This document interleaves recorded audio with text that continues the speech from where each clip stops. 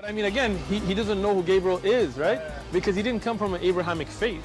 The people of Mecca were pagan. The Quran is mentioned, if this book was from other than God, they would have found in it many contradictions. If a book is without contradictions, that has no bearing on whether it comes from God or not. I've had phone books that are inerrant, but I certainly don't think God gave them. That we believe without understanding. As holes. The Prophet tells us because Satan or the devil sleeps over our nostrils. Those who oversleep and not pray Fajr on time, Satan urinates in their ears. I really do think Jesus was crucified and that he really was dead and buried. He thought that he was a son of God in the sense that he was specially chosen by God. I think Jesus really did think he was going to be the Messiah, the future king of Israel. I mean, that is, after all, why they crucified him.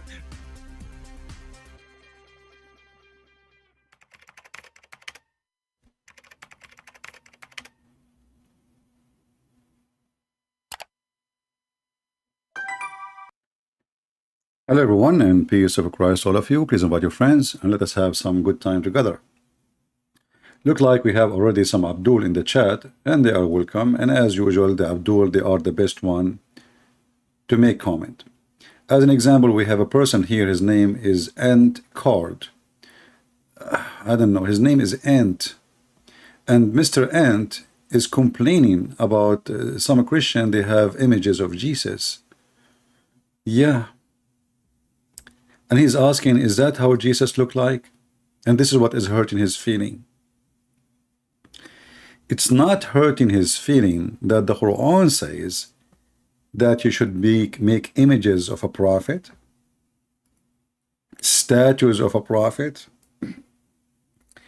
But it hurt his feeling that there is some Christians, they make images of Jesus. Is that how he looked like? Do even those by Abdul knew what is written in their book, their silly book, the Quran, the yellow page of Muhammad? If we go right now to the Quran, even though that's not our topic, but just for a laugh, isn't it this is your stupid book? Allah, he gave an order to his prophet to build temples full of statues and images. And brother, if you look at the Muslim translation, it says images. The word statues is gone. The word statues is gone. You change the translator. We go to different Abdul, because every Abdul, he have different Quran. And the proof in front of you. Different words, different meaning, different story. This guy is saying images only. Let us go to different Abdul. Keep trying, don't give up. Until the truth show up. One of them, by mistake, he will say truth, and the word statues will appear. Oh, okay, there is no statues here. There's a statues. Abdul? So you are coming to the Christian, and by the way, your name is Ant. Shouldn't you make a statues for the ant who spoke to Solomon? And Solomon, he could understood her speech? I mean, the Muslims, I mean, your stories doesn't make sense. How you have images of Jesus? Oh boy. Let us go to our topic. The Abduls non-stop, they attack always the Bible, right? As we see, always. But you see, the silliness of Islam is beyond imagination. I want a Muslim who agree that the book of Allah, aka the Bible of Allah, is corrupted. If you believe in that, please let us know. Show me your text.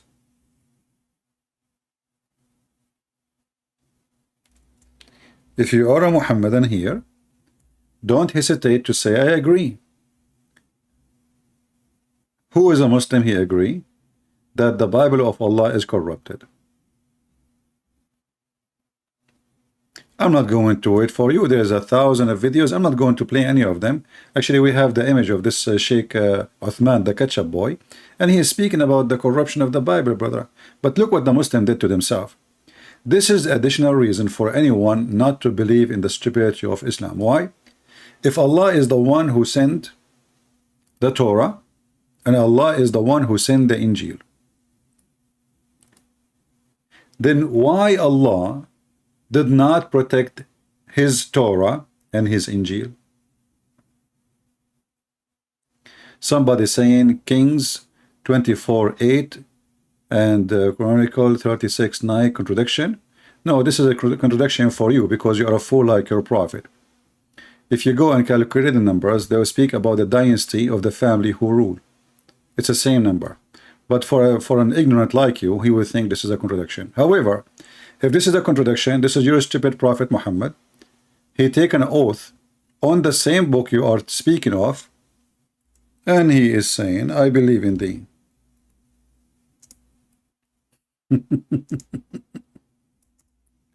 So you Muslims are really weird and very funny. In one hand, we find your prophet swear by it. In the other hand, you Muslims are looking for a contradiction. So, are you saying your prophet, he swear by a book full of contradiction? Was he a hypocrite? Wasn't he? Huh? So this is your stupid prophet taking an oath. He said to the Jews, bring me your book. They brought him the books. He put it in a cushion. He took the cushion from underneath of him, and he respected the book very much. And then he said, he put his hand on it, and he says, I believe in thee and the one who sent thee. But the poor you is looking for a contradiction. And you know, the book is you are even speaking of. You see, even if those books is even not exist, they will not add anything, they will not take anything. You know, the Muslim, when they speak, they are like a chicken, but it's a rooster trying to lay eggs. Did you ask yourself even what this book is about? This is a book of history. It's not about God speaking. This king, he lived here. This king, he died there. This king, he have a son. This guy have a wife. This guy was bad. This is not God. The Quran is the book of God, supposedly, and everything in the Quran, word by word, is by God, right? But the Quran is a book of stupidity. All of it is contradiction. Your God, Allah, did not even remember which one he created first, the stars or the mountains. One verse of the stars, one verse is the mountains. So at least when you want to bring a contradiction, bring something can make a difference. Let us say, for the sake of argument, that was a mistake. But that is just a history. This is not God talking.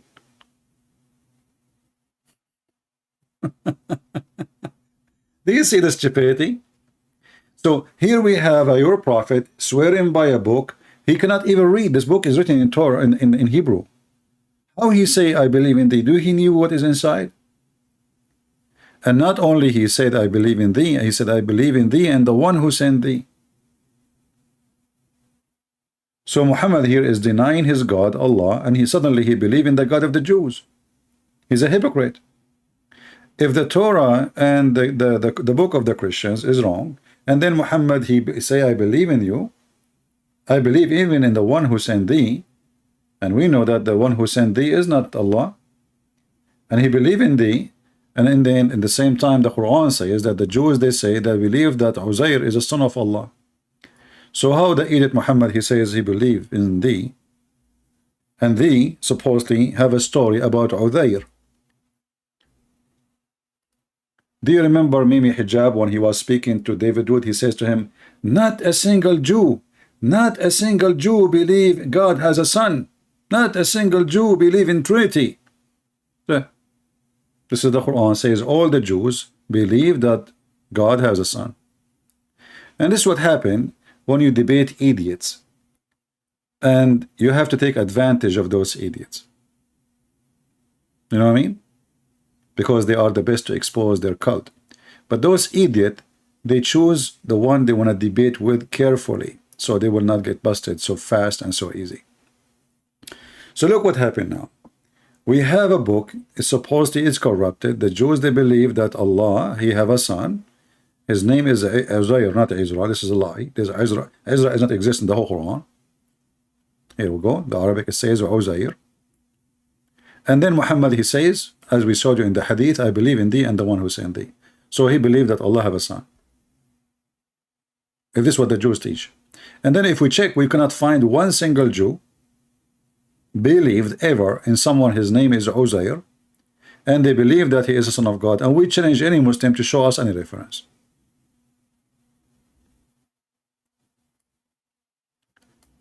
Now going back to the laughable claim of the Muslims that the Bible is changed. Allah, He sent the Bible. Allah don't want to protect His Bible. Isn't it this is additional reason for us as a Christian to laugh at Islam? Who is a Muslim can tell us why Allah He sent the Injil and the Torah and He don't want to protect them? Give me any reason, Muslims.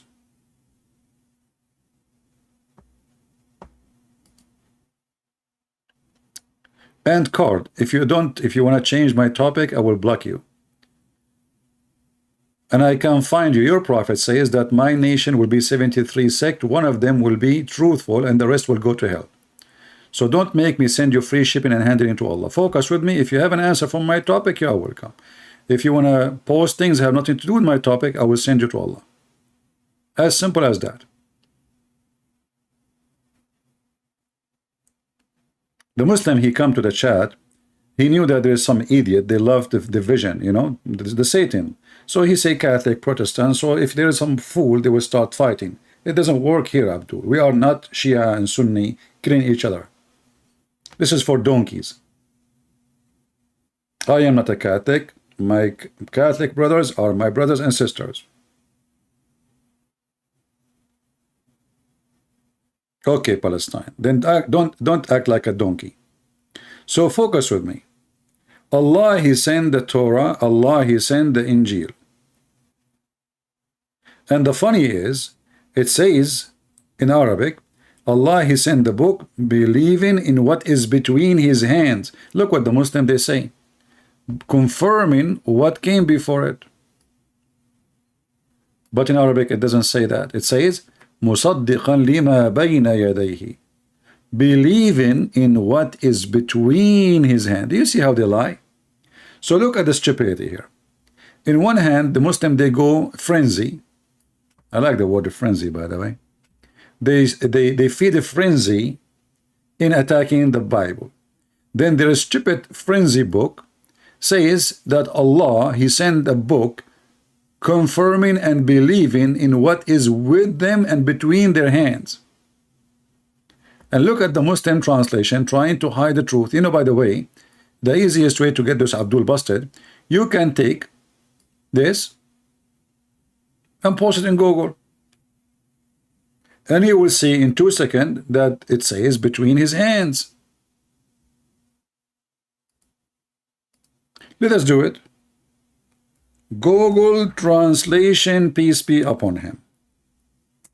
Because Google Translation is a software and Muslim translation is satanic, demonic translation trying to hide the truth. Copy, paste in the front of your eyes. Google Translation is copying what he found in the internet, not giving the correct translation. Let us do this so we can get them busted. I will copy the exact 2 words, بين يديه, between his hands. See what Google do, right away he find an exact words, translate it in Google, and he post it. So let us do this. We will post only 2 words. See? The translation is still not correct. بين يديه. بين يديه. It is between his hands. If you copy the word baina alone, I will copy that's the word baina, which means between. Take it, paste it here, and this is the word baina, بين. between. If we copy the other word, the second word, yadayhi, we take it here. Or let us see, let us add it to the previous word. Bayna yadayhi, we already translate bayna to be between, yadayhi, his hands. You see? So the Quran says something, the Muslim they say something else, and they translate something else. This is why I say always to you, you cannot learn Islam from a Muhammadan. They lie. And in case you do not believe, look at the translation. why they are saying confirming what came before it when the verse have the word hands and between his hands. There's a huge difference. What came before it, we do not know. Okay, maybe before it was there. Maybe it's not to exist no more. Came before it, maybe a long time ago. But here it says, what is between his hands. There's a huge difference. Actually, I'm going to do this. I will keep changing translation until we find one Muslim, by mistake, he said the truth. Let us see if we can find. This one is saying confirming earlier books. Different one. I will keep changing translation one by one. Came before it. Muhammad Asad. Look what Muhammad Asad says. Confirming whatever there still remain of the earlier revelation. So do you see why they are trying to hide what the Quran is saying? Because this is a stupid verse. Either you confirm what is between their hands, which means what is between their hands, it is true. And if this is what the Arabic saying, then we have to fix it. This is an embarrassment. The Quran is a stupid book written by a stupid man. Let us continue. So this guy, he had a long line which is not there. Biktal. Confirming which was revealed by it. Let us continue. Kawari. Revealed before it. Karabula. Proceeded. That's a good one. Confirming what proceeded. This is what it says, really? I mean, you disgusting believers. You don't even have the decency to give little translation to be as the Quran saying. Confirming what was before it. Here we have was. It's not exist no more. Let us go to Sarwar. Confirming the original Bible, brother. The original, this guy, he had the original. See, in Arabic it says what is between his hand, believing in what is between his hand. Suddenly it became confirming the original, brother. Brother and sister, chapter 3, verse number 3. It says that Allah confirming the book between his hand. And then the verse says, maybe the clear preference. And he say that the verse says confirming what is between his hand. In actually, in Arabic it says that. We have to admit. But Allah, he says something and he means something. And this is how we get them busted. So Allah, he says something and it means something. Why Allah saying between his hand and you Muslim, you say something else? Do you have a little dignity? Let us continue the trip of corruption. Who is the one who's corrupt in his book? You see, when you give false meaning, verifying which was before, which is before it, is that really what the verse saying? I don't know. We finish all the English translation. Let's see his Arbari. Let's go up. Ahmad Ali. Before it. Ahmad Raza Khan. Confirming the book before it. Again. Arbari. Confirming what was before it. Community. Before it. This is the same. Daryabadi. Before it. Hilali Khan. Before it. Itani. Before it. Khattab. Before it. Maududi. Earlier book. Confirming earlier book, brother. Mabaraka Baruri. Before it. Those we saw them already, I think. Karari, before it. Karabala, yeah, we showed those one. Proceeded. But all what you need to do, just go, copy those words, Take them to Google Translation and you will find this is what it says. Actually, you know what? I will do this. I will copy the word yaday as it is, and I will search for it in the Quran. Just to show you how Muslim, you know, this is the religion of the devil, literally. So I will post the same exact word in the search engine. Hit.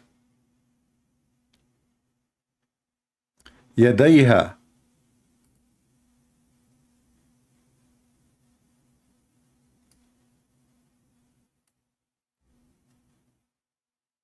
Succession, generation. Even this one is they're lying about.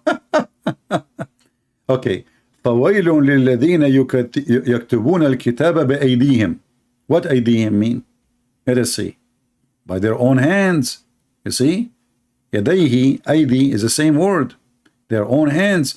And who is the one who write the book by their own hands? The Muslims. Did Muhammad write the Quran? No. Did Ibn Uthman wrote the Quran? No. Whoever wrote the Quran, they wrote it by their own hands. The Muslim, they will say to you, oh no, they are saying that the one who write his own, you know, his own verses, like he making things up, right? No problem. I can take it this way. But we have a proof that the whole Quran cannot be from God. From the beginning, from the first chapter to the last chapter. Not by, I don't care, read it. I can see this. There's somebody, he can say, I can claim now to be a prophet, and my God, he sent me a book and confirming that the Quran is a lie. But how I can use that against you? You know what I mean? I mean, this is silly. So the Muslim, they come with a book 600 years after, trying to take it against us. But do you have a proof? If you have a proof, that will be a proof against you. Why? Because we have tons of verses in the stupid Quran saying that Allah, he sent the book believing in what is with them. Read with me carefully and love. And for some reason, the Muslim here, by mistake, did give the accurate translation. They did not lie. Read carefully. The book, the Quran, confirm what the Jewish and the Christians have with them, is with them. Do you see it? And actually, the word confirm is not accurate because the word musaddiq mean believing and agreeing and confirming, starting with believing. So Allah, he sent the book believing in what the Christian and the Jews they have. In now, not late, but before. Do you see it? Not many know Arab language. Ah, okay. So how you can worship your God if you do not know the Arab language? And what kind of religion is based in a language? For me, what is important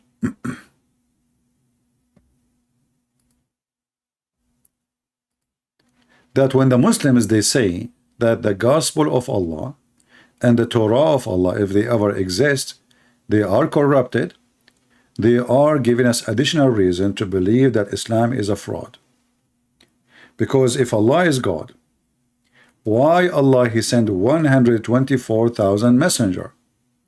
Each one of them, he have a book.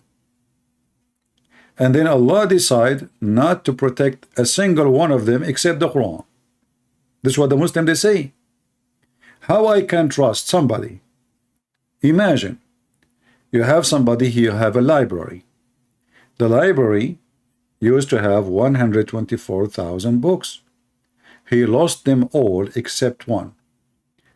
Can we call Allah the biggest loser of history? So why Allah he sent 124,000 books if none of them would be existed?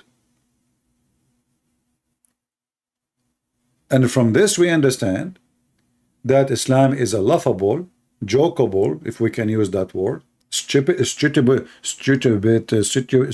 ball. It's a ball. You shoot it as you want. You put it wherever you want. It is round. It's flexible. It is liquid. You can liquidate it. You can push it in holes. Islam is very flexible when they want. This God, his book is corrupted. When they want this God, his book cannot be corrupted. Do you see the stupidity? I mean, this is a mentally ill religion. It's the same God. So how the same God, his books are corrupted, and the same God, his book is not corrupted? Either this book of this God can be corrupted or it cannot be corrupted. And not only that, if you go to the stupid yellow page of Muhammad, he confirmed that nobody can change the word of Allah.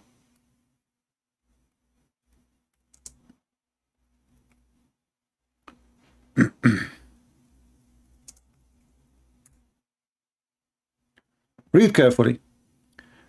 Chapter 6, verse number 34. And this verse speaking about messengers before Muhammad. What it says there? None has the power to alter the word of Allah.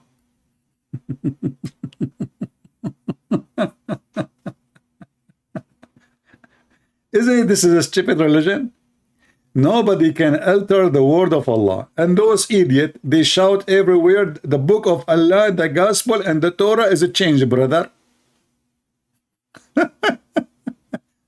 You see why we laugh at this? This is not a religion. This is a teenage. It's not even a teenage. It's not even a kid. No one can change the word of Allah. And then the Abdul, they ask the Abdul, they will say, oh, he hint here the Quran. Look, hold on. It says here about messengers came before Muhammad. Messenger before you have been given the lie to. And they heard them.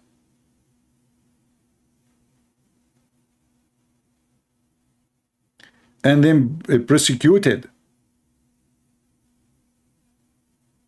Until our help reached to them. None has the power to alter the word of Allah. So the whole verse is speaking about messengers who came before. Do you see it? So how this stupid God, he is saying nobody can alter the word of Allah. The word of Allah is all his words. Is the Quran is only word of Allah?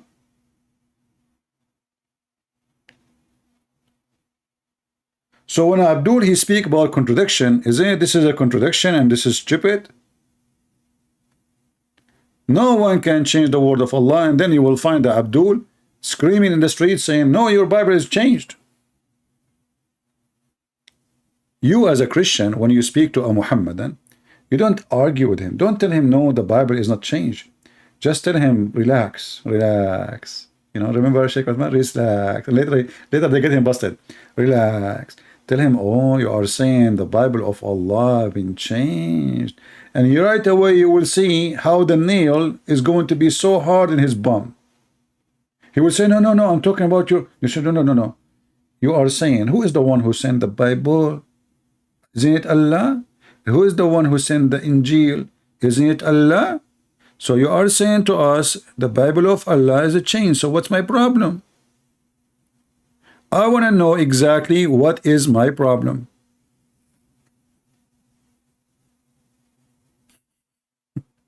He is your book. This is your book, Muslims. And he is your God. He is the one who sent it. And you are saying to us, the book of your God is changed. So what's my problem? Any Muslim can help me?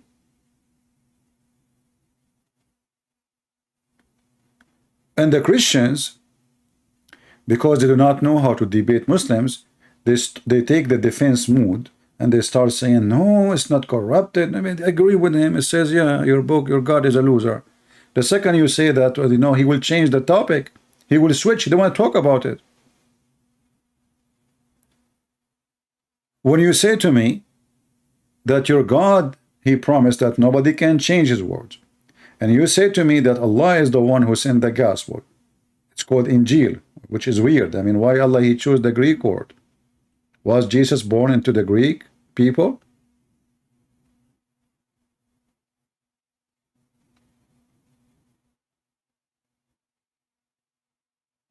In Indonesian translation, they added a bracket, promises after word of Allah. I don't know what that means exactly. Promises? Okay. But anyway, Allah saying nobody can alter his word. That's it. Whatever. Promise is not promise. It's okay.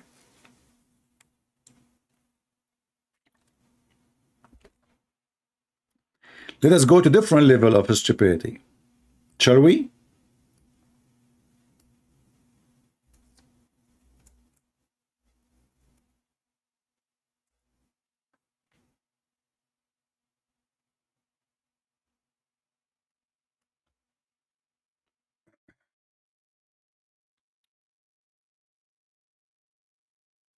This verse will make any Muhammadan lay down in the floor and his leg is up and he will give birth even if he's a male. Even if he is a male, they will give birth. And by the way, you will have a twin. Look at this stupid God. Allah gave the Jewish the Torah. He gave it to who? He gave it to Moses. Wonderful. Therein was guidance and light. Yes, you know, Moses, when he opened the Torah, there's a lot of light come from there. By its standard, have been the judge the Jews, by the prophet who bowed between two brackets as in Islam. They are Muslims. I mean, this is funny religion. So why you call them Jews? I mean, you just say Jews. You stupid, you just say Jews. So why you call them Muslims? And then Allah, he entrusted the doctors and the rabbis to protect the book. Who is a Muslim agree with this verse?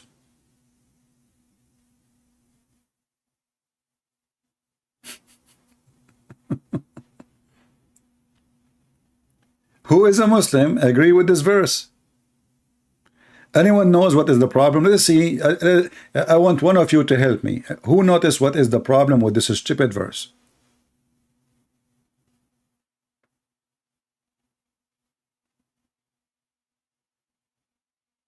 Who have a sharp image, a vision, sorry. What is the problem with this verse?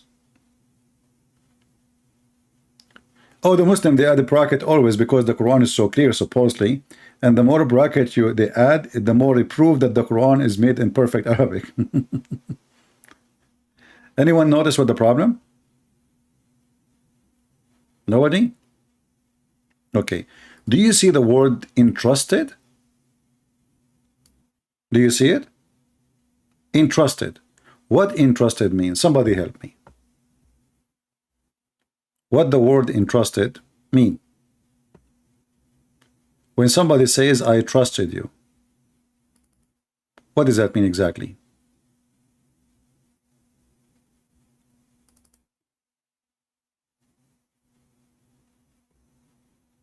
Trust have a meaning, right?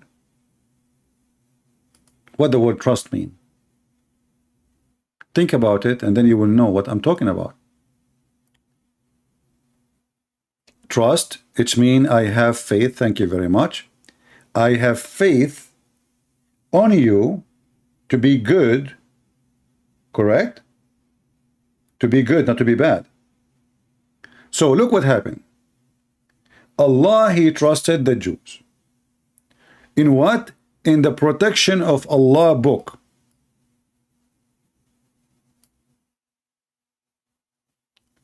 Anyone knows what that means? Islam destroyed in this verse. If you ask a Muslim, do Allah knew the future? What the Abdul will say? Sure, Allah, he knew the future. What are you talking about? Yeah, he knew the future. Okay. Allah, he knew the future. Do Allah knew that those Jews, they are not trustworthy?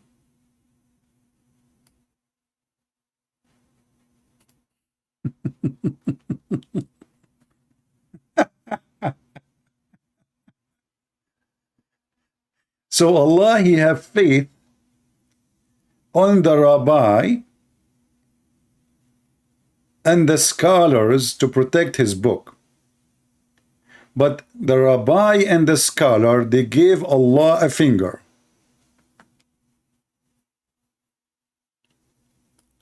And the Muslim, and every single Muslim, he gave us speeches about Allah is all-knowing and Allah knows best. Do you see how Allah knows best? Do you notice how Allah knows a lot of best? Are you kidding me? This is the best of the best. So Allah knows best, and yet he trusted the rabbi and the doctors of the law, the high rank of the Jews, in the protection of Allah book. Who is a Muslim want to tell me, did Allah made a wrong decision?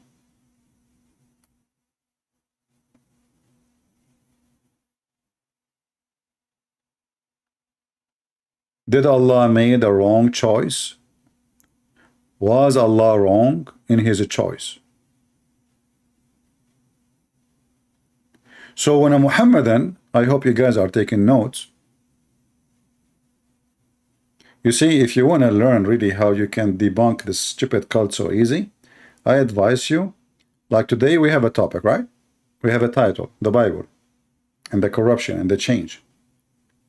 You open a little document, and whatever I show on the screen, make a note, save the file, and name it. Once you need reference, you just open the file, and you have it all there. So, what this verse is saying, that Allah do not know best, Allah is stupid. And the proof of that, you see, I can say, the Muslim can say, well, Allah wanted to test them. Allah, he wanted to test them. You know, test them, it says here, entrusted them. He entrusted them. And trust coming from faith on them. So your God, Allah, have a wrong faith. And obviously this is an act of somebody he do not know tomorrow. He do not know the future. And Allah entrusted them in a specific job, which is the protection of Allah book. Does it say Allah book? It says that, right? It says Allah book. So how the book belong to Allah and the protection of the book is given to someone he will die tomorrow, or a year after, or 10 years after, or 50 years after. Do you understand what I'm saying? Let us say one of you, he says to me, Christian Prince, I trust you to protect this book. But that can be valid if I'm going to stay alive forever. But all of us, we knew that a human being are limited in life, and their life is very short compared to what this age of the universe is. So when he entrusted those rabbis, and they are specific people,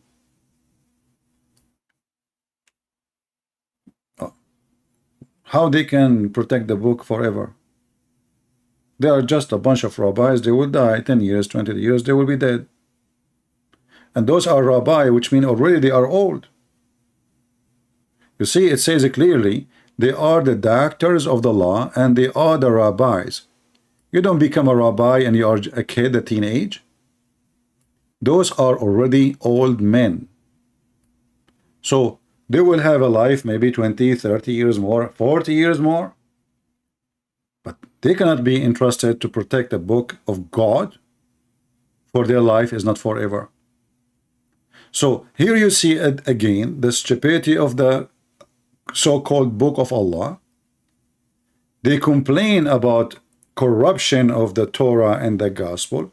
Then the same book confirm the Torah and the gospel, and the same book says that Allah trusted the Jews to protect the Torah and the Torah here, at least, you know, and the rabbi. And even it says he trusted them, you know, not to fear any man, right? But trust trust is a big word. When somebody trusts somebody, it's mean in that moment he believes that those people are really, really good. They are trustworthy.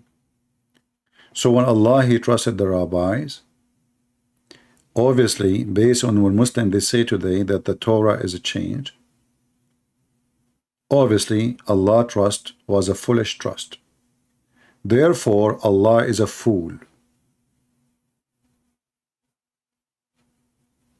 Any Muslim don't agree with me?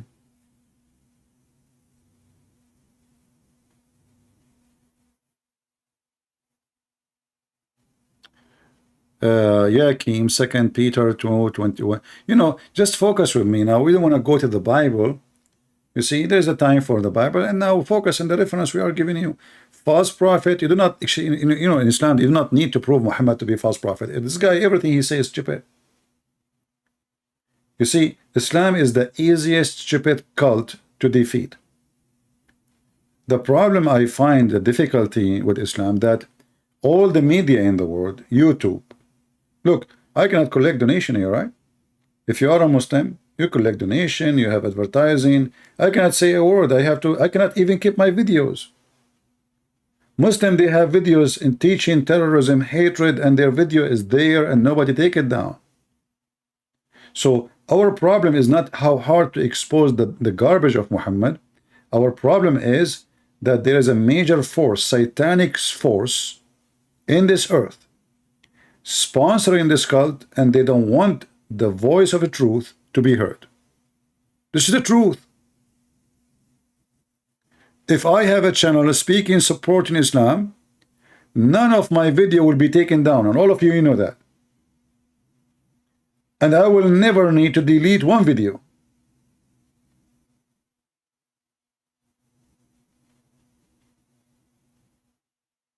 Isn't it this is telling us all the story? Look, do you see in my videos I'm teaching hatred? Am I teaching violence? So why they take my videos down? Why YouTube side with them? Why Facebook side with them? Why Twitter side with them? The devil is additional proof that Islam is satanic. All those who support Islam, they are the devil. They speak of a freedom of speech, but the freedom of speech is only for Muslims.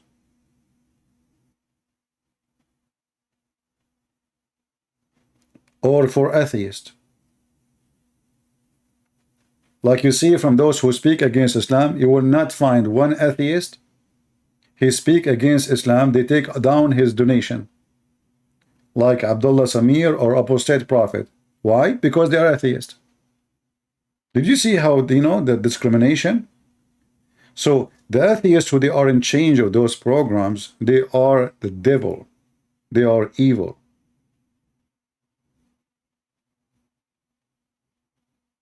If I am an atheist, my channel will be fine. And they try their best to kick you out of their system. And this is what happened to David Wood. David Wood, you know, they took the donation off, they took the advertising, they took, and they keep sending him warning after warning, you know, take this video down, take that video down. So the guy, he gave up. But that will not work with me. You take this channel, I will make 10 channels. Who cares?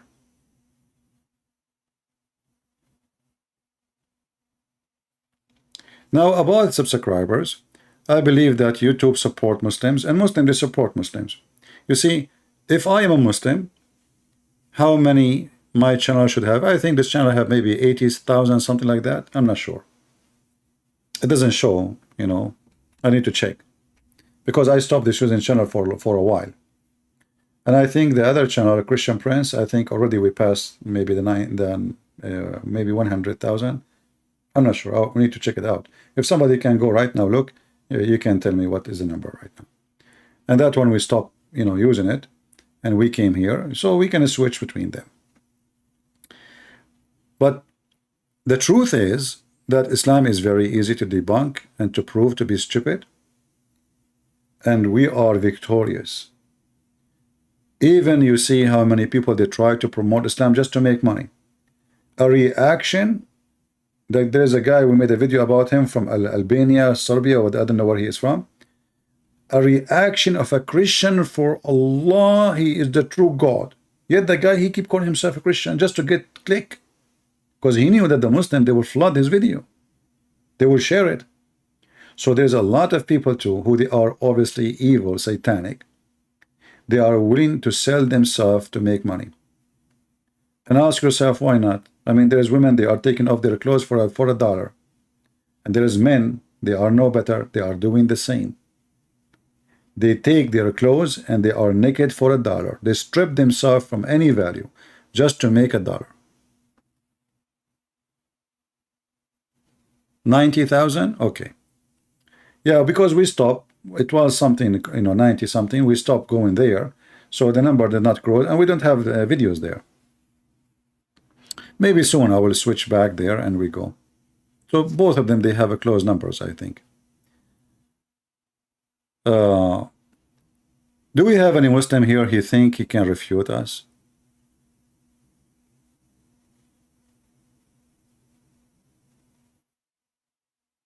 Anyone? Any Muslim can answer the stupidity of Allah? And do me a favor, when a Muslim he says to you that the Bible is corrupt, right away say to him, yeah, the Bible of Allah is corrupt, and right away look at his face. You will see how his face will become like a watermelon without water.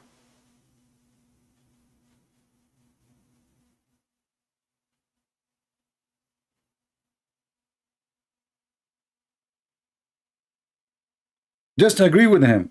He will put him immediately in trouble. He will try to explain. Tell him, you don't need to explain. I agree. Allah, he could not protect his book.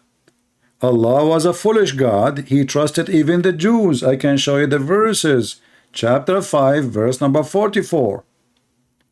You see, I trust a bank and I put all my money in the bank, and then I found that this bank is a fraud. Who is the fool?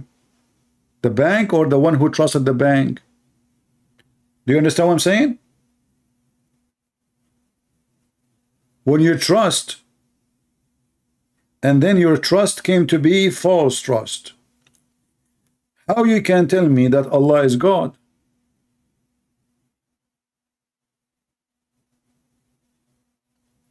Well, watermelon actually doesn't describe a Muslim too much, except that a watermelon have holes. You see, do you know that the Muslim, they have fatwas that you can have sex with watermelon? I'm serious. I mean, this is a religion, is not only satanic, it's sexual, weird. I mean, why in the world anyone, how in the world that there is a man, he is going to have sex with watermelon?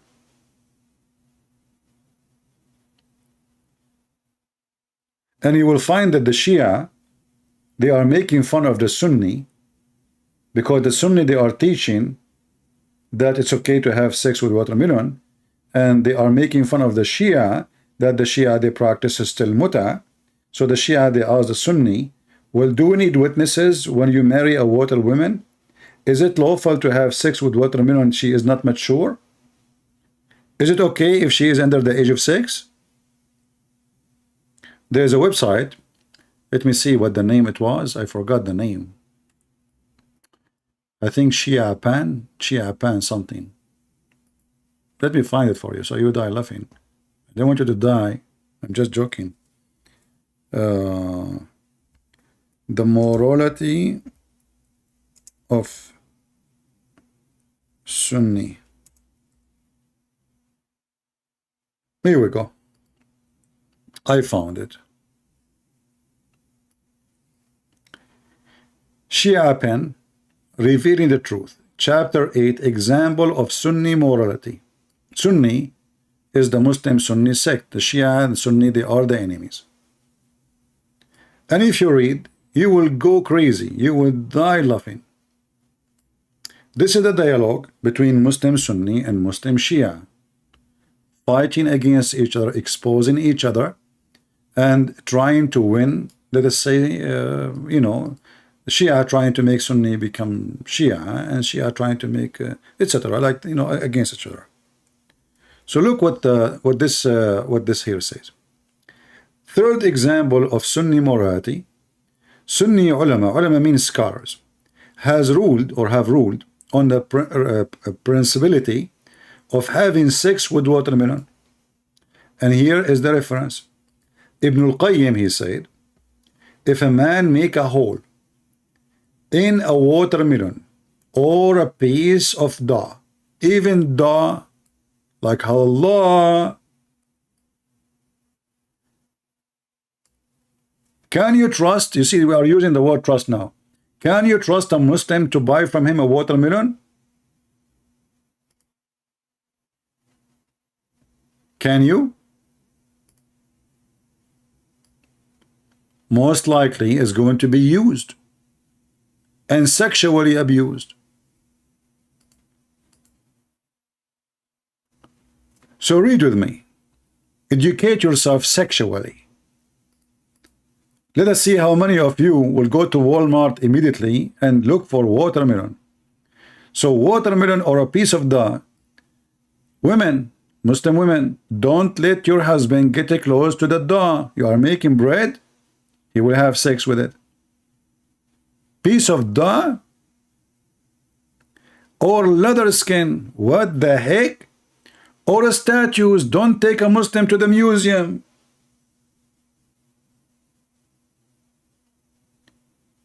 You take a Muhammadan to the museum, he will have sex with the statues and sex with it. Then this is the same as what we have said about type of masturbation. So having sex with watermelon, brother, it's a masturbation, i.e. it is halal. No? So now there is a double halal with the watermelon. It's halal to eat it, it is halal to eat it. And those people, they are busy chasing Christian to say to them that your book is corrupted. And this is the biggest scholars of Islam.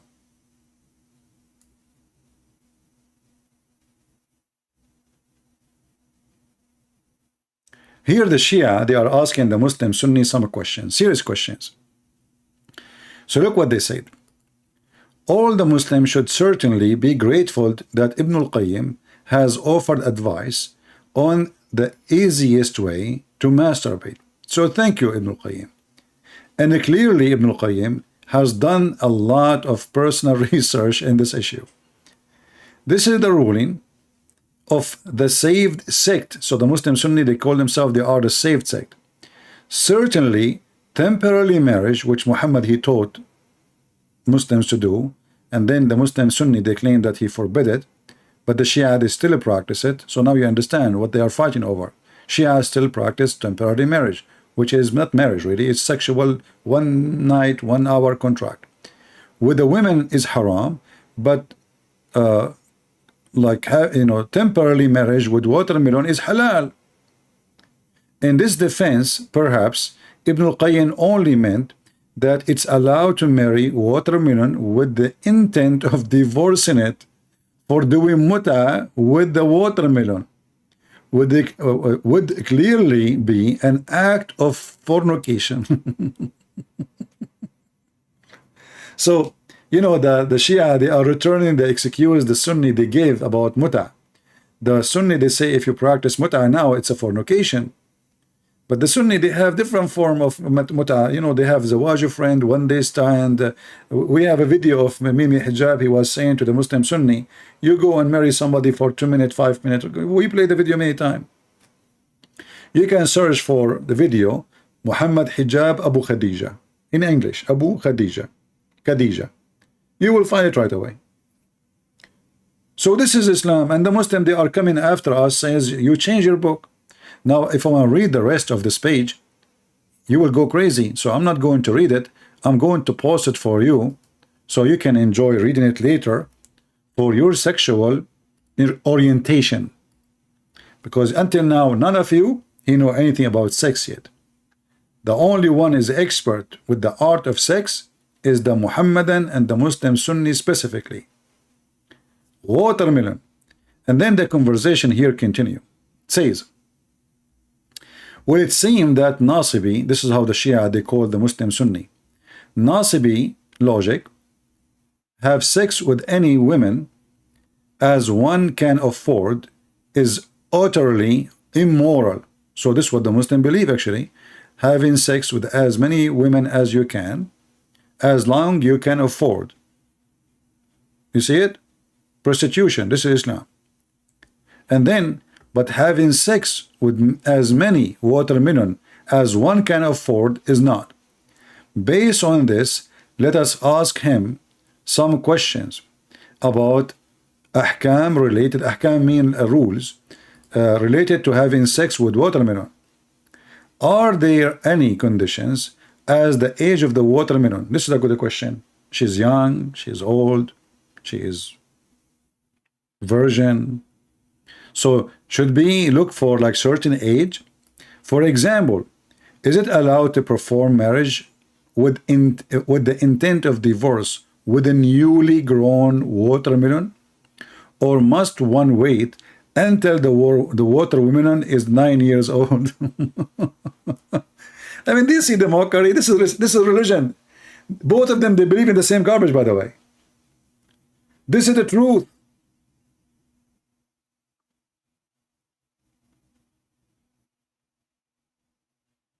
Muhammad, he married Aisha at the age of 6. He was molesting her until the age of 9. At the age of 9, he did boom boom. So this guy is asking the Sunni, so shall we wait for the watermelon to become in the age of intercourse?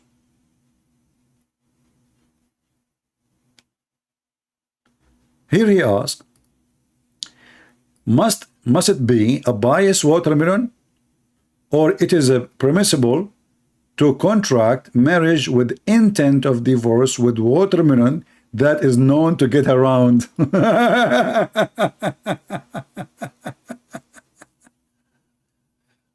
Sound like you are lying about watermelon?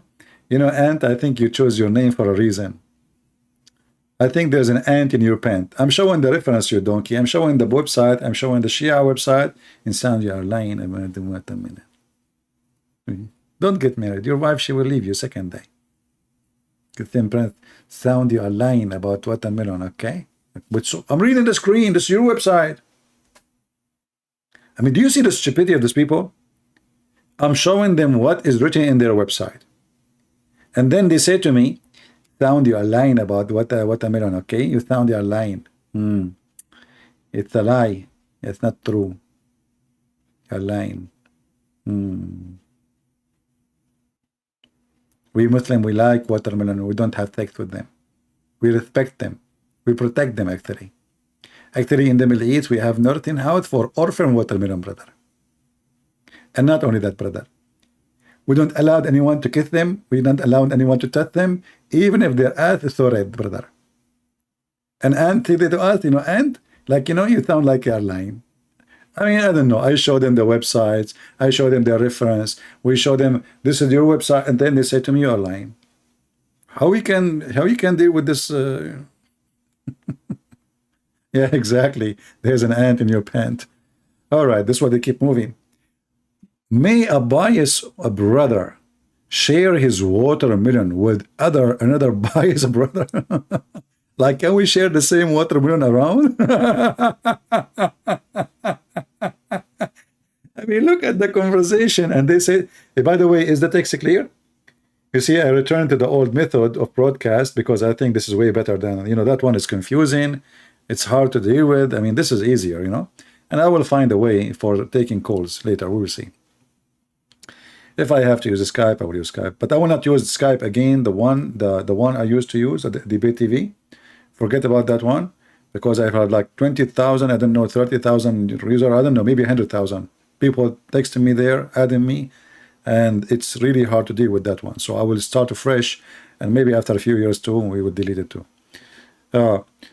Guys, you know, I'm single, and I have to be honest with you. I'm thinking about buying watermelons. I mean, you cannot resist the temptation.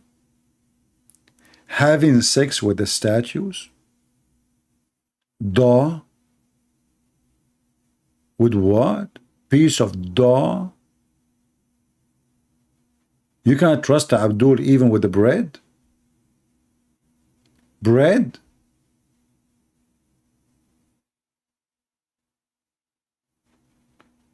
You leave him with watermelon, he if it. You leave him with the bread, he if it.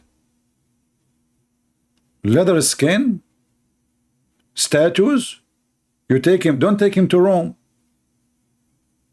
What happened to this Abdul when he arrived first time to Rome? There's statues everywhere.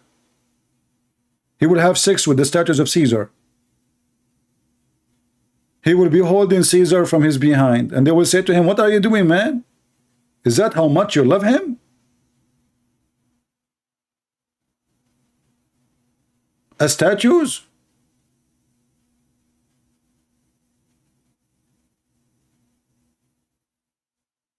You take a Muslim to the museum, he will paint every statue with his sperm. And then, you know, the conversation continue here. It's getting more educated. The education is getting more deep. So let us remember the word of Dr. Salama, quoted in the beginning of his book. So this guy is writing against the Shia. Muta, on the other hand, is an open license for sexual pleasure with as many women as one can financially afford. The women who engaged in muta are hired women. Thus, it can be performed with all women irrespective of their age, character, conduct, or religion. It requires no witnesses, nor it is there any obligation on man part to provide food and shelter for the women. And here we ask yourself, as long this is how bad the muta is, so how the Quran allow it? Do you see the hypocrisy?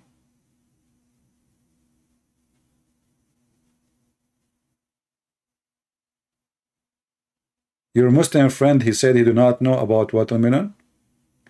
Did your Muslim friend, do you know that you are an ant? Huh? Do you knew that? Be careful. I think they are going to have sexual intercourse even with ants. CP closes Skype because he is a coward. My Skype is open for the last 20 years. Where you been, Potato Fifi? And you know what? I can open it for you if you bring me the real Fifi.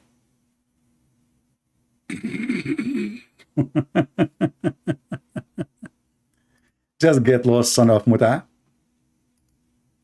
My Skype is open for the last 20 years. Where you been, Potato?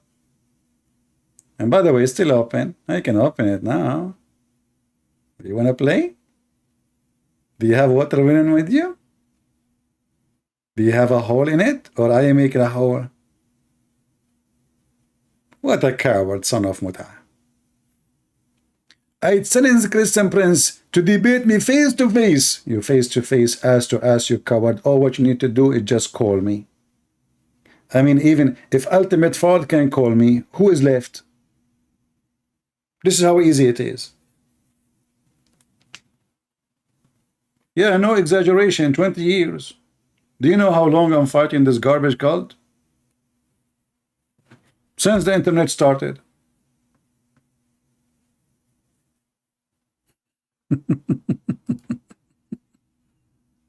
No exaggeration.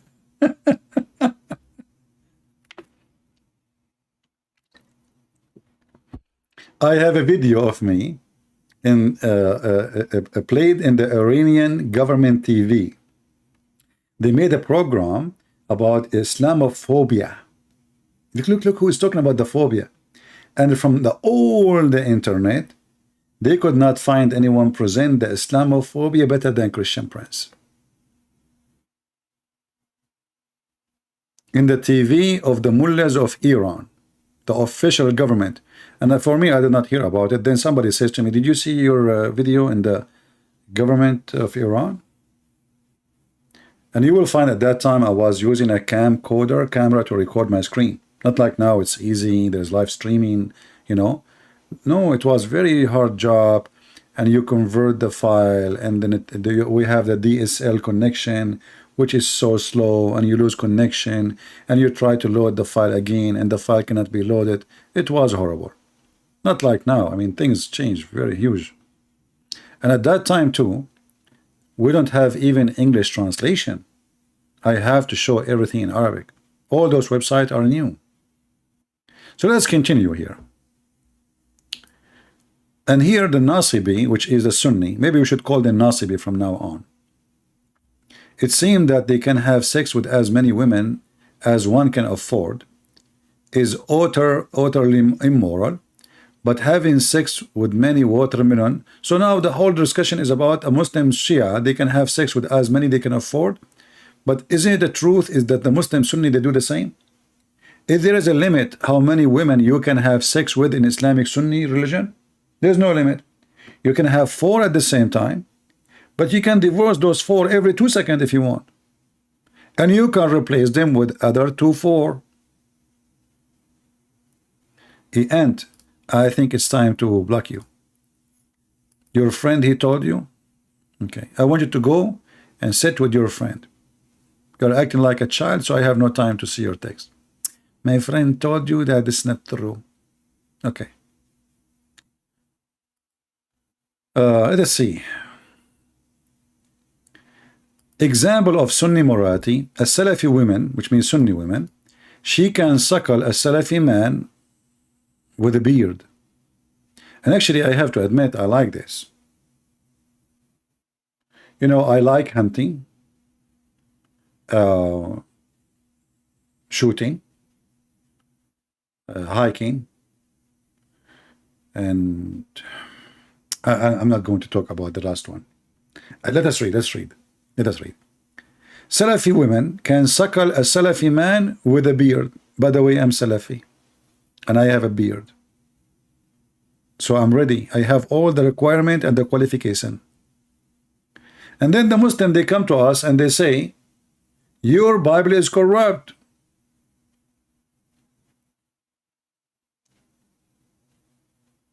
I mean, do you see the stupidity, all the garbage we see in front of us?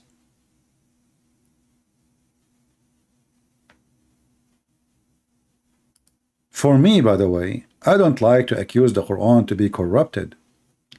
The reason is, if we keep saying that, the Muslims by time, they will agree. They will find that this is the only way to can escape the reality that Muhammad is a false prophet. Because then they will say, see, okay, the Quran have mistakes and stupid things in it because the Quran is corrupted. But the original Quran was true Quran. We don't want to go there. We don't want to go there. I want to keep the Quran to be protected. So this is the Quran which is protected. And those are the verses of Allah.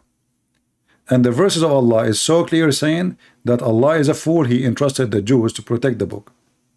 How God can be God, yet his trust was a foolish trust. How the Muslim, they say Allah, he knew the future, but he could not recognize that he is giving the wrong trust to the wrong people.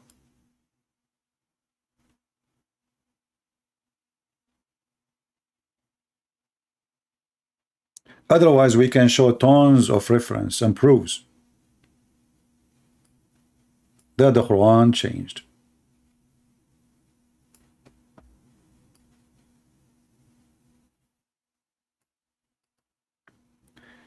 There is a book of an Imam, big scholar. His name is As-Suyuti. As-Suyuti.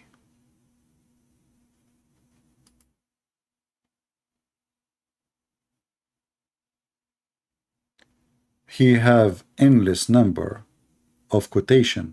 He put them in his book to make it easier for people to see. Of reference about the Quran being lost and corrupt.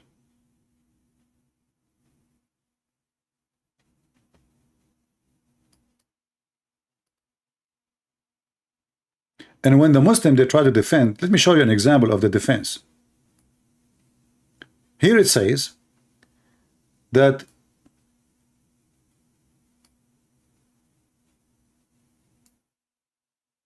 Ibn Abi Ka'b, a man his name, and Abi Ibn Ka'b, he says, how many, the chapter of Al-Ahzab. This is the same chapter I speak about, you can do work as a pimp, if you remember. He said, what we read now is about 70 something verses. And then he continues saying, and I did read it with the Prophet of Allah, equal size to the chapter of the cow, even longer. And in it was the verses of stoning to death, ar-rajm.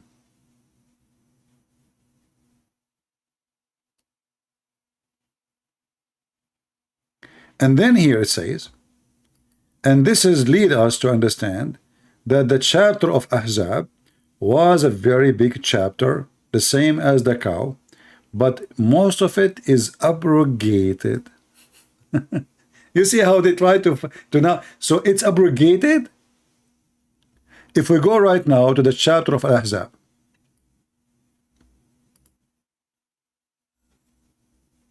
this is a chapter 33. Let us go to the end.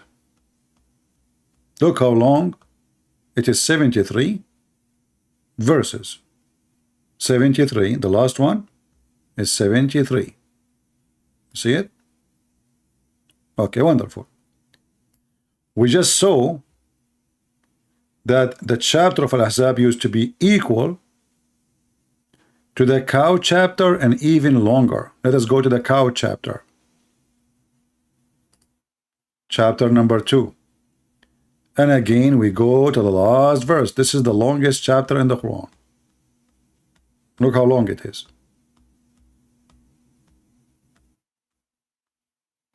Very big. So look what happened now. How many verses this chapter is? Is 286. 286. How many is Al-Ahzab now? Let us go to the other one. 73. So did you notice how many are lost? And then the Muslim, every one of them, he tried to fix it. Some they say, oh, most of it is abrogated, like, even if it's abrogated, where it is. Then they say to you, oh, don't you know that the Quran there's a 3 kind of abrogation? One of them is abrogation of recitation. Why you abrogate recitation? If you abrogate the rule, and how in the world are you saying to me there was more than 200 verses, all of them about rules, and they are abrogated in one chapter? So this God, he made 200 verses and he ripped them apart and he says, don't show me where it says that.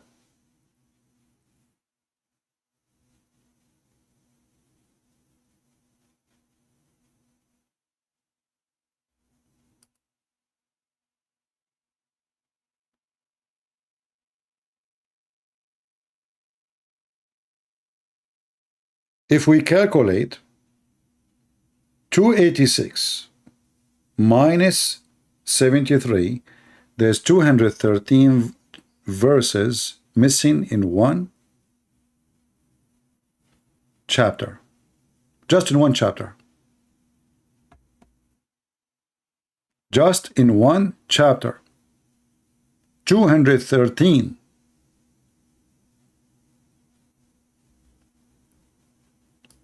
And how the Muslim, they try to fix it? They say Allah knows best.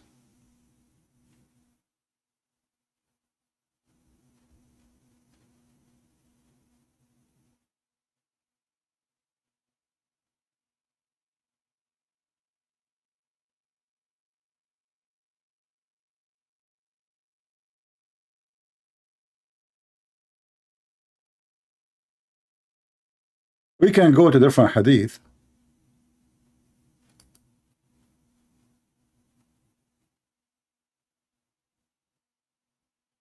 Actually, there's a verse in the Quran.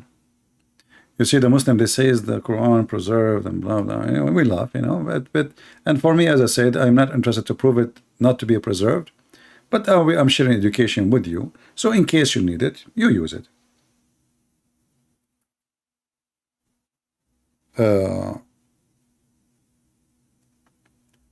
If you remember, there's a verse in the Quran.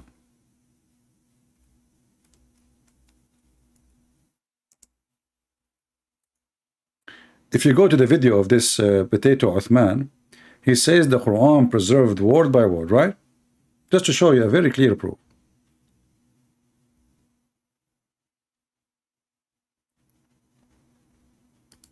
Chapter 36, verse number 38.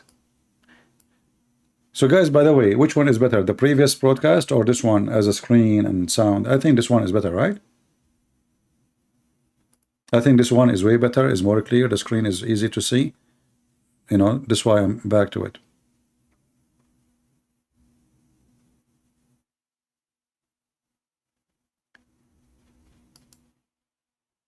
So, do you see what the verse is saying? The verse saying, the sun run to its course. Say his course. I mean, have you ever heard of such? The sun runs his course? What kind of translation? What the heck is that? Let us go different translator. The sun became his now? His course?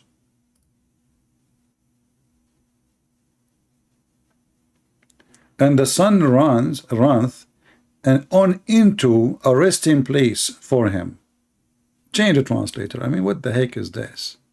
What those people are I mean, are they using like software to translate? Look like it. And the sun runs on its fixed course for a term. Okay. So does it say it run or it says it doesn't run? Somebody help me. Does it say it run to a fixed course or it says it doesn't run to a fixed course? This is a very important reference. I'm going to share it with you and I want all of you to save it. So, and the sun runs on its fixed course. So this is what the Quran we have in front of us says. Let us go to Ibn Kathir.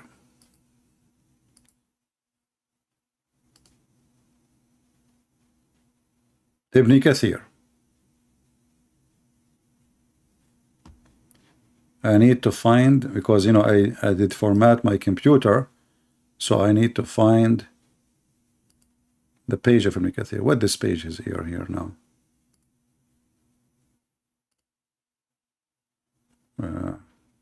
What happened? Okay, Ibn Kathir. Ibn Kathir.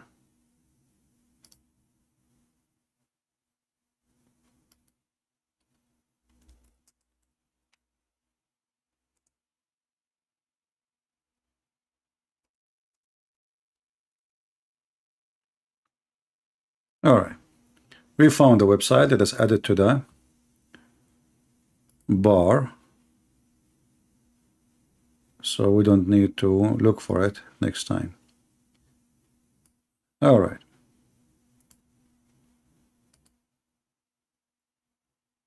So in Ibn Kathir, let us show you. Oh, we closed the page by mistake. Unbelievable. Unbelievable. All right. So this is Ibn Kathir. Let us put it on the screen again. Chapter 36.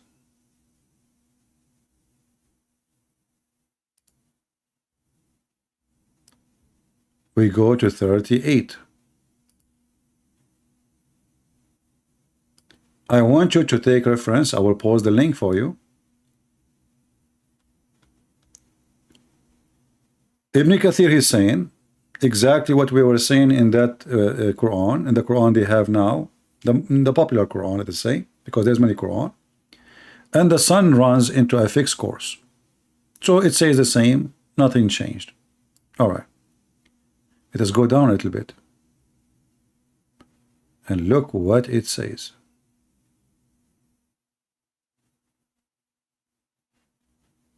And the sun runs with no fixed course for a term. Do you see it? Do you see the opposite? Guys, did you see the opposite? So Ibn Kathir is reporting two recitation of the Quran.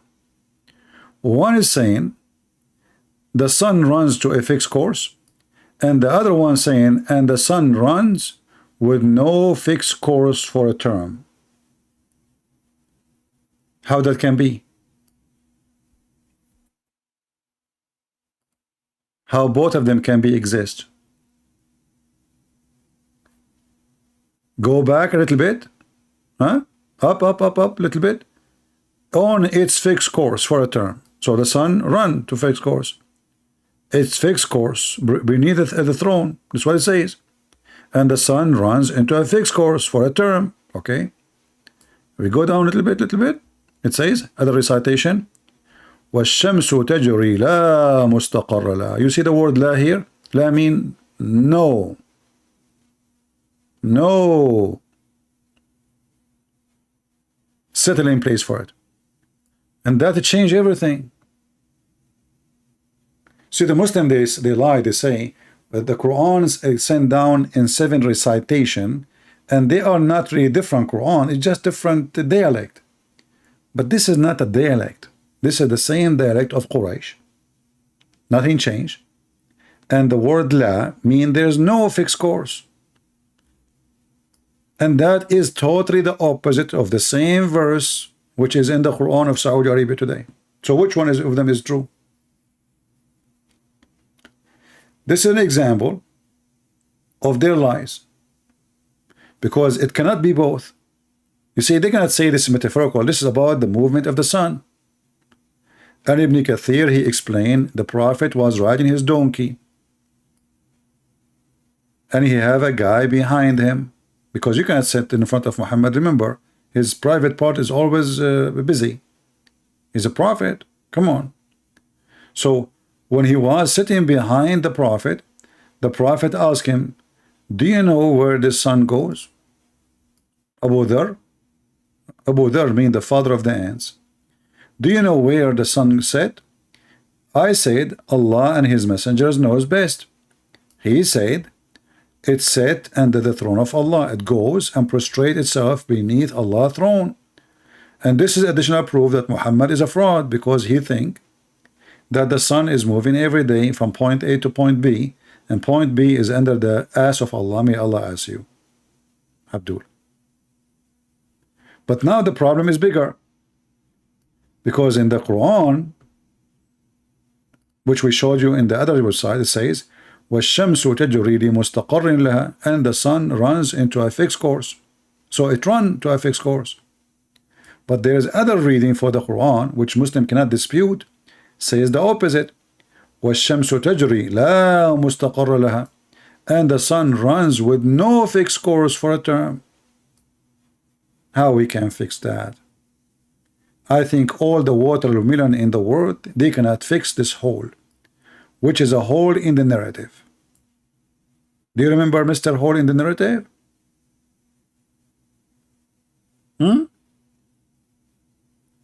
How big this hole is? Do the sun runs to a fixed course, or the sun does not run for a fixed course? How both recitation can be true?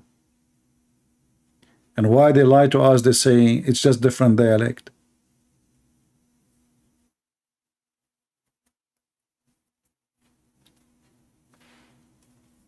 Yeah, all the closer friend of Muhammad, they are father of something, you know. So the Abu Dhar is the father of the ant, Abu Hurairah the father of the cats, Muhammad, his last name is dog, Kilab, his wife the daughter of Jahish, which mean donkey. It's a zoo.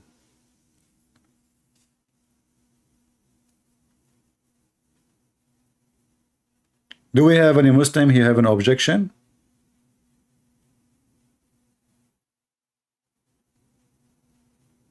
If you have an objection, don't forget to object, because that would make you Muslim. We believe without understanding. I object. You object what? I don't know, whatever you say.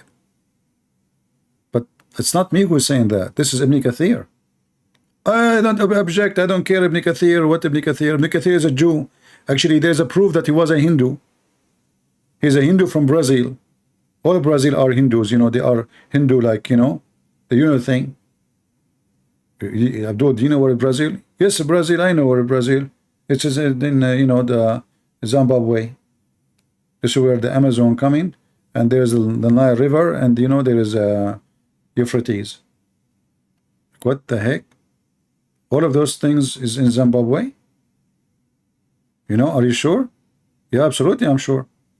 You see, in the old days, when I debate Muslims, if you notice, I used to say, are you sure? These days, I'm not using this word no more. Did you ask yourself why? Because I noticed the second I say to Abdul, are you sure? He knew that he is going to have a big poo-poo. So they hang up, So I stopped using that word because now he knew that it's time to be spanked.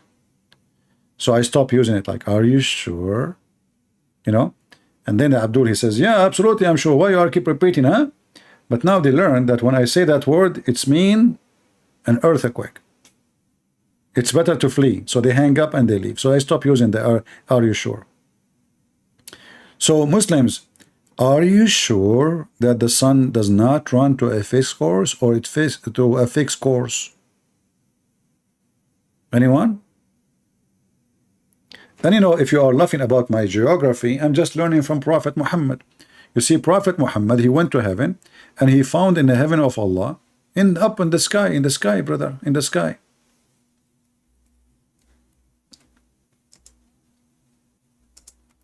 That Sihan wa Jihan and Nile and Euphrates are in heaven, in the sky. You don't believe it? Read it. The guy, he went to seven heaven in the top of a flying donkey. And what he discovered?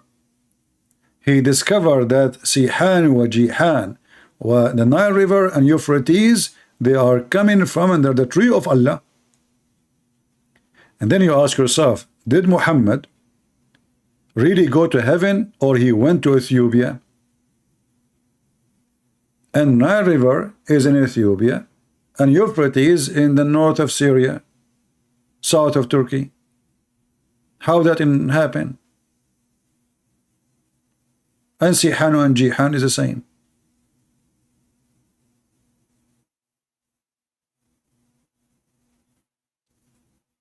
Any Abdul can tell us what happened? Did Muhammad he go to really to the heaven or Ethiopia? And then, by the way, this is explain why Muhammad. You see, remember the story? There's a chapter in the Quran. It's called the chapter of the genie. The chapter of the genie. The funny, the Muslims, they say nobody can make Quran like Allah. And then you find the chapter of the genie. All the conversation is the genie talking. But anyway, if you remember, once upon a time, the Prophet was traveling.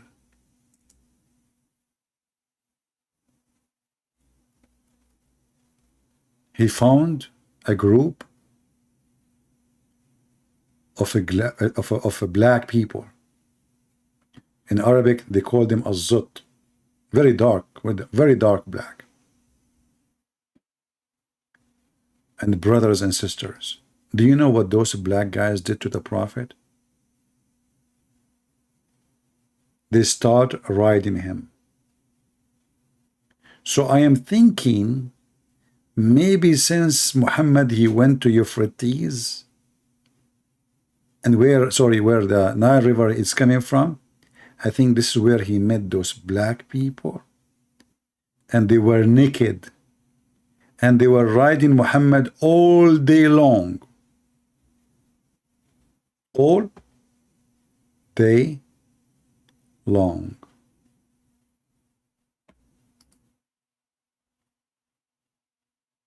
And let me give you the reference. So you can use Google Translation, peace be upon him. Just open it in browser of Google, and you can click at Google Translation, and you will find the reference.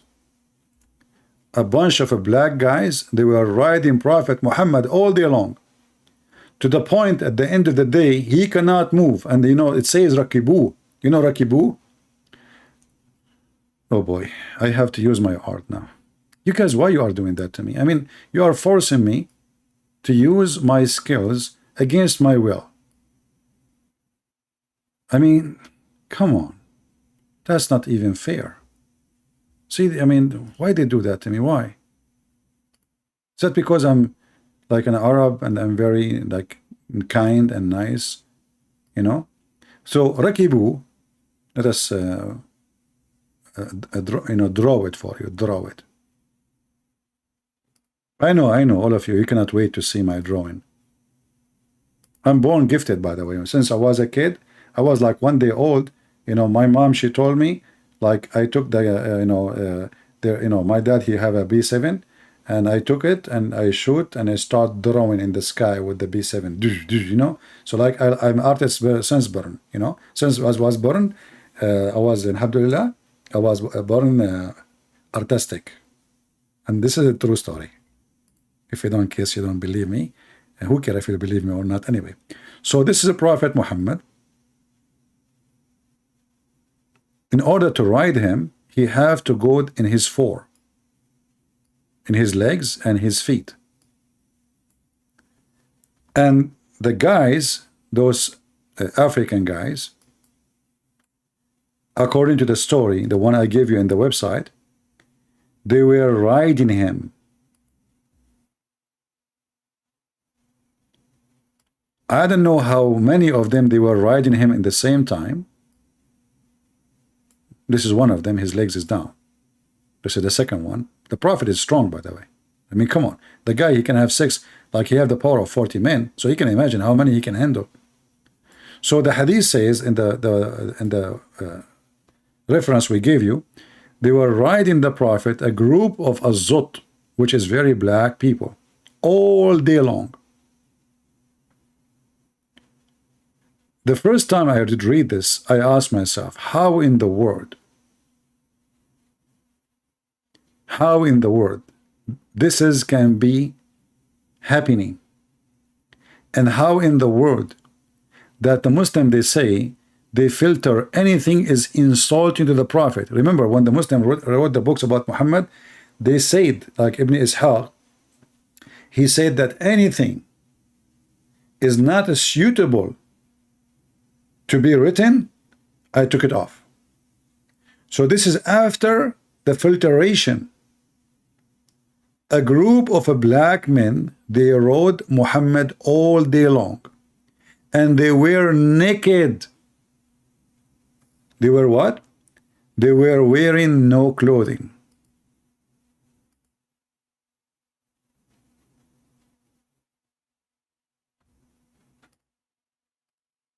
And this is the reference in front of you. The book of Musnad Imam Ahmad. Let me use Google translation.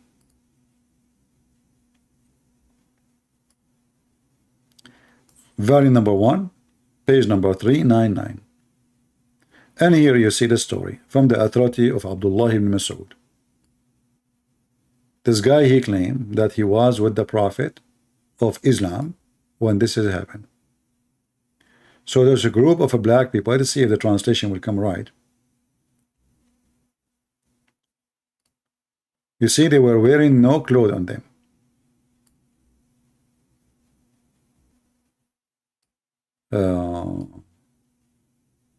Yeah, the translation is silly. It's not really right, you know. But what you can do, I mean, we have to use Google.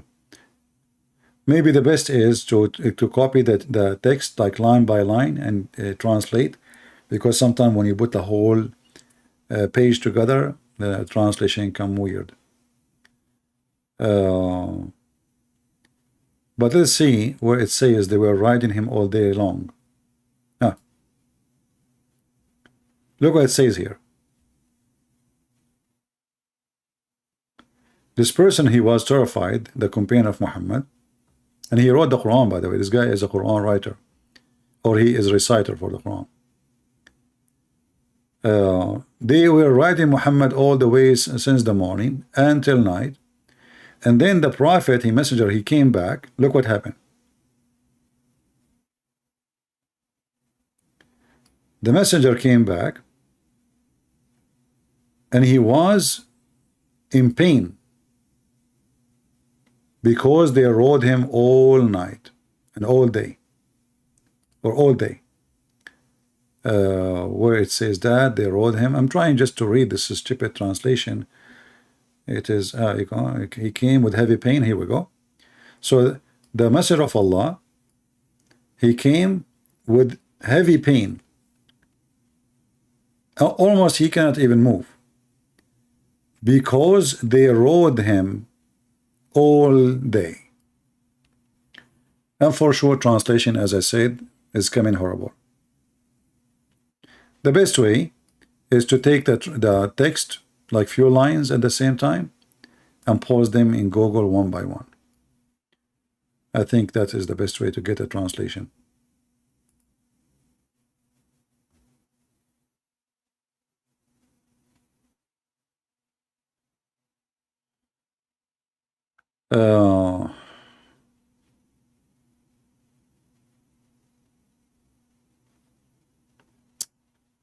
So anyway, when the Muslims, they say, this is the same guy as I blocked, he is just a troll. He called himself a princess now. He was a guy, he became a female by the power of Allah. Well, I hope they will road you, you know. Just go to the Nile River and you get what you deserve. So when somebody he says to you the Bible is corrupt, don't defend it. Say to him the Bible of Allah is corrupt. Let everybody laugh. The second you say that to a Muslim, the Muslim, he will change his mind, he will change the topic, he don't want to talk about it no more. When a Muhammadan he says that the Christians and the Jews, they changed the word of Allah. The Quran in chapter 6 verse number 34, chapter 10 verse number 64 says clearly nobody can alter the word of Allah. And this message was about messengers who came before Muhammad. So how the Quran says nobody can change the word of Allah, and the Muslim they say no, you can. And if they say to you this is about the Quran, well, the verse is so clear speaking about messengers before Muhammad. And he did not say the Quran, he says nobody can change the words of Allah. Is the Quran only is the word of Allah, or the gospel and the Torah as Muslim they claim? Then we go to the verses about Allah, he entrusted the Jews.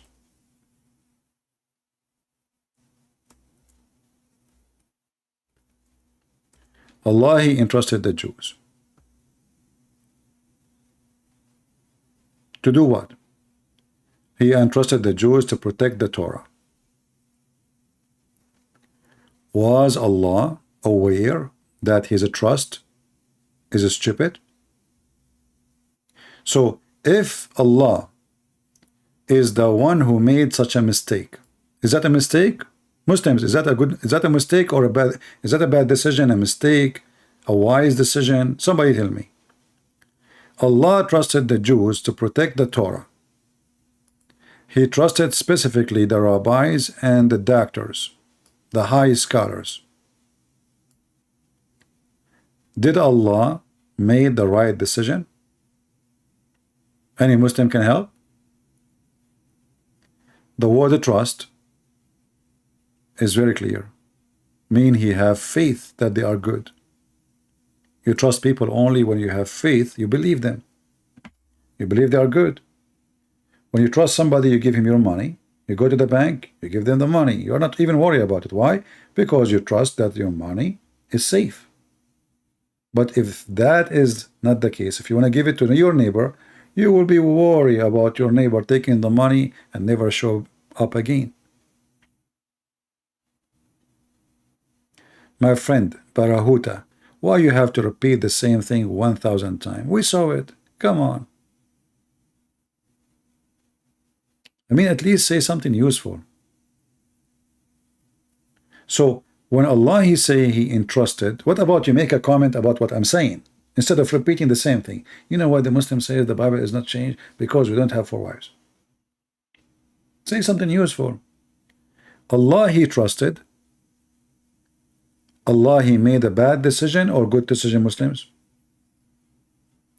So take this note, chapter 5, verse number, here we go, before you on the screen, 44. 44.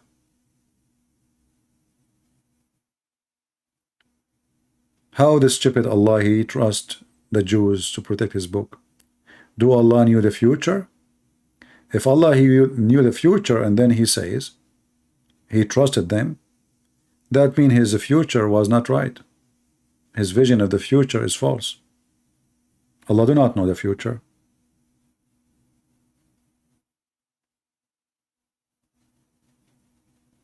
Do we have any Abdul?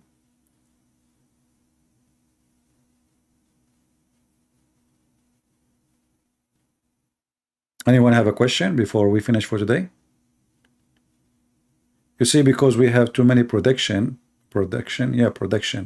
not too many people are joining. It's okay. You know, I can slow down. I'd like, you know, maybe don't do video tomorrow, but I prefer to do more, even if there is not enough people watching. You know, doing the right thing is always a good thing. And I hope people will learn, people will take notes, and they will learn. He does entrust just means you gave them the responsibility for a test. Somalia. I don't know. This is an answer of somebody who have a mental illness. Let me tell you why.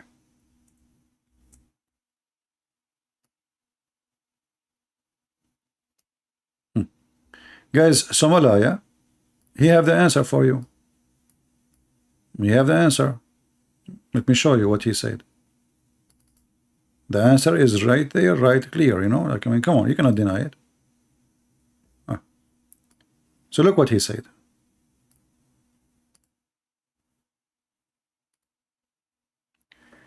He does entrust just means you gave them the responsibility for a test between two brackets and they failed.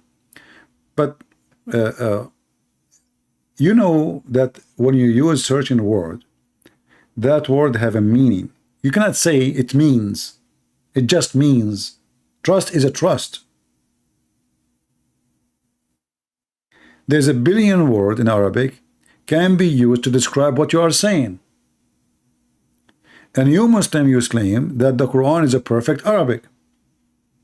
So how when the word Allah is using the wrong word if you want to say something else? If Allah he meant what you are saying, he shall not use entrust. And when you say for a test, this is the most stupid test because Allah is risking his book. You see, it is my responsibility as God, not as they are Jews. Jews are people, they are a human. Isn't it the Quran confirmed that all human are sinners? How you trust a sinner? You do not need to test. Human beings fail always. Did Allah trust the Muslims in the protection of the Quran? Give me the answer. If Allah trusted the Jews as a test, well, he should give the Quran to be trusted to the Muslims. Look what the Quran says. And this is why the Muslims did not collect the Quran. The Quran says, Inna alayna jam'uhu wa Qur'anahu. It is on us to collect it and recite in it. It's not on you. Chapter 75, verse number 17. It is for us to collect it.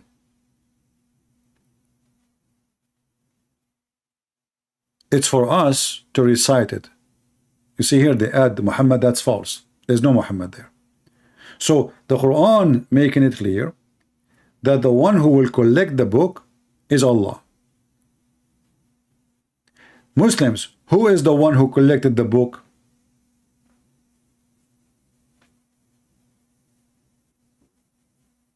Any Muslim can answer? Who is a Muslim can answer us? Who is the one who collected the Quran? Was it Allah or Muslims, including Uthman, who burned the other Quran? Who is a Muslim? He have little dignity to answer. Did Allah keep his promise to collect the Quran?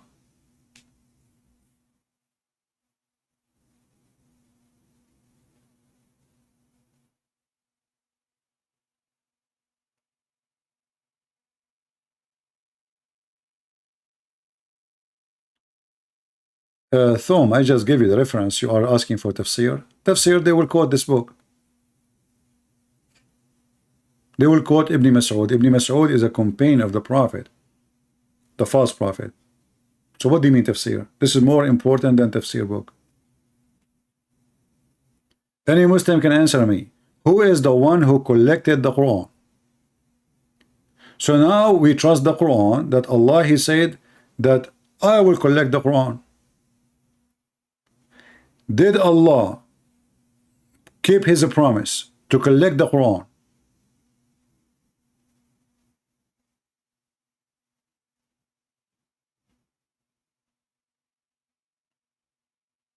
Any Muhammadan?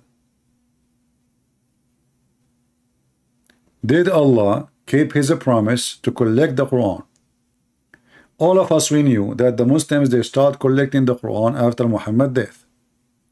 All of us, we knew that Uthman ibn Affan, he burned the Quran. He burned many Quran.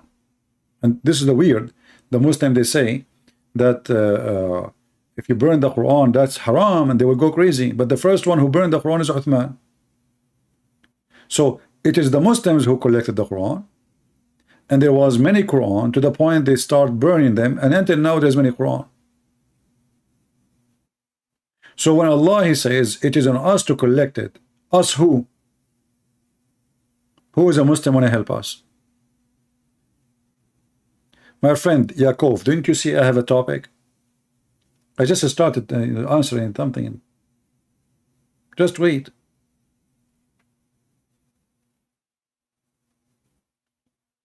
Who is a Muslim can answer?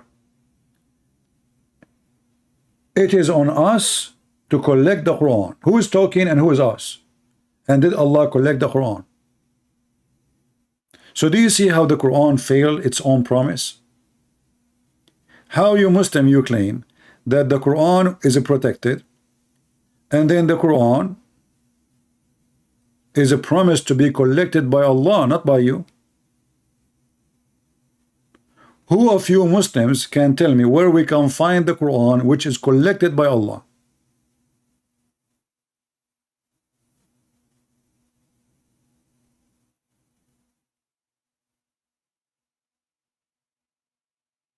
Any Muhammadan?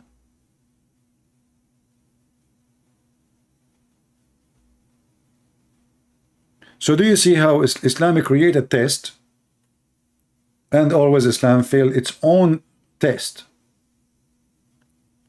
So Allah, He entrusted the Jews, and the word trust means trust. It's not a test. And if you say to me it's a test, well, that's mean Allah, He do not know the result of the test, because He used the word entrust. So His trust was false.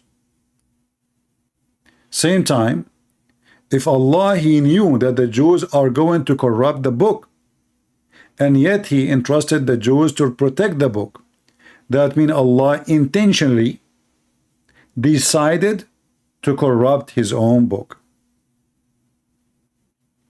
Do you understand? If I know that by giving you this book, and I trust you to protect the book, and I am God who can see tomorrow, I can see the future, and I know that you will corrupt the book, is it that means that I'm a partner of the corruption, and I am the one who allow it, and actually I'm the one who planned for it? So do you see how stupid the whole thing here? If you ask the Muslims, can the corruption of the Quran or the Torah or the Gospel can happen without permission of Allah? What the Muslim they will say? They will say everything is by permission of Allah.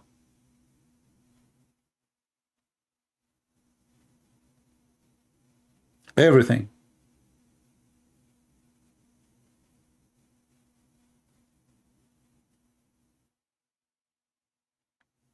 Therefore, if there is any corruption happen, it was Allah Who did it? Allah is Satan.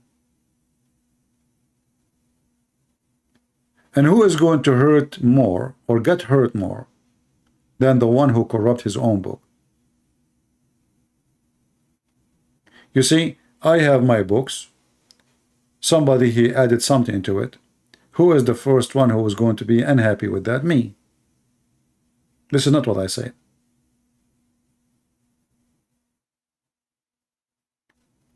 And if I give a book and I convince people that this is a book of God, and then I allow people to play with my book, and I am God, now I am misleading generations by allowing it to happen. Why?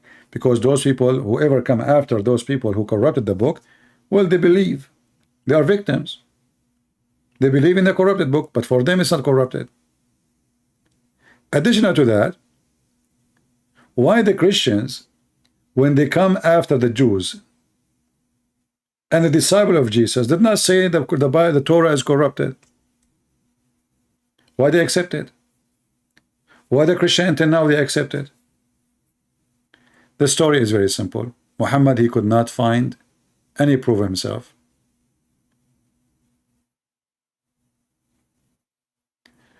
Hamoud saying, why it does matter to you? You will simply deny our answer.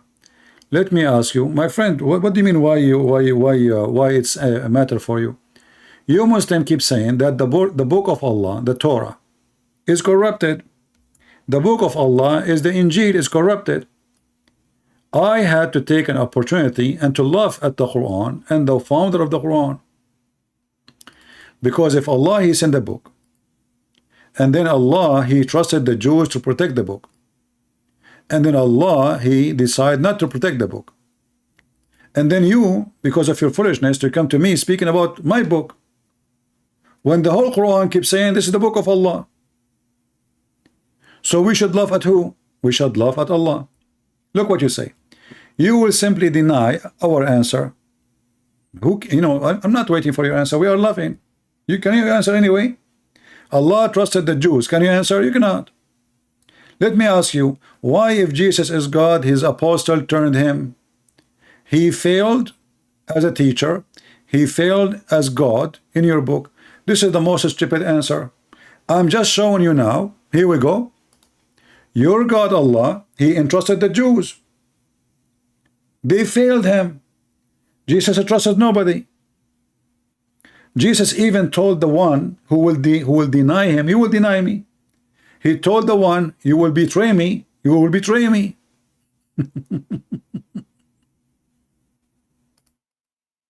Your God, he trusted, and then they gave him a finger. Jesus told the guy who is going to betray him, you will betray me. It wasn't a surprise. Christian, is that correct? Is it true that Jesus, before those things happened, he told his disciple, each one of them, what he will do? Each one of them.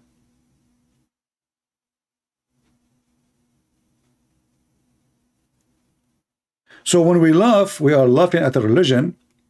There's a God, he sent a book, and then he don't want to protect his book. What's wrong with this God?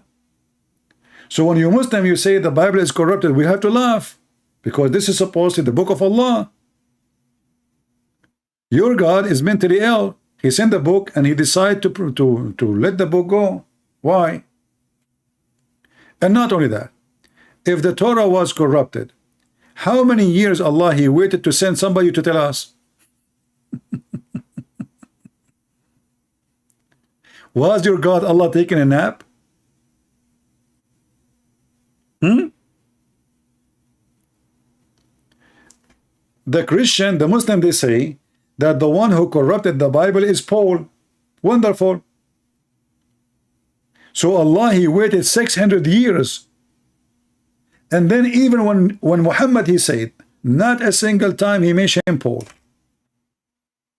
Actually, the opposite. If you go to chapter 36, it says that there's 3 messengers that went to the city of Antioch, and those are the messengers of Jesus.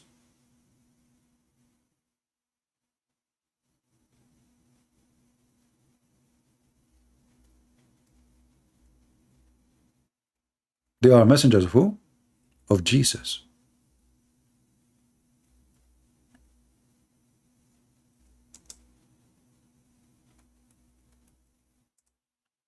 Allah He sent, the verse is so clear. Allah He sendeth two messengers first, and they rejected both of them, and they accused them to be liars. Then Allah He strengthened them with the third messenger. If we go and read Ibn Kathir or many Islamic books, we will find that the third messenger is Paul. Is Paul. And not only that, the Muslims books agree that Paul, he saw Jesus, and even Jesus, he made him blind. Shall we go to Ibn Kathir right now and we laugh? But every single Muslim, he says that Paul is the one who corrupted the Bible. But their stupid book says the opposite. Their stupid book says that Paul was a person who hated the Christians. He wanted to kill them. So the Messiah, he appeared to him in the way to Damascus. And then he turned to be blind. And then Paul, he prayed to the Messiah, asking for forgiveness. And then the Messiah, he forgave him, and he gave him his vision again. Shall we go and read?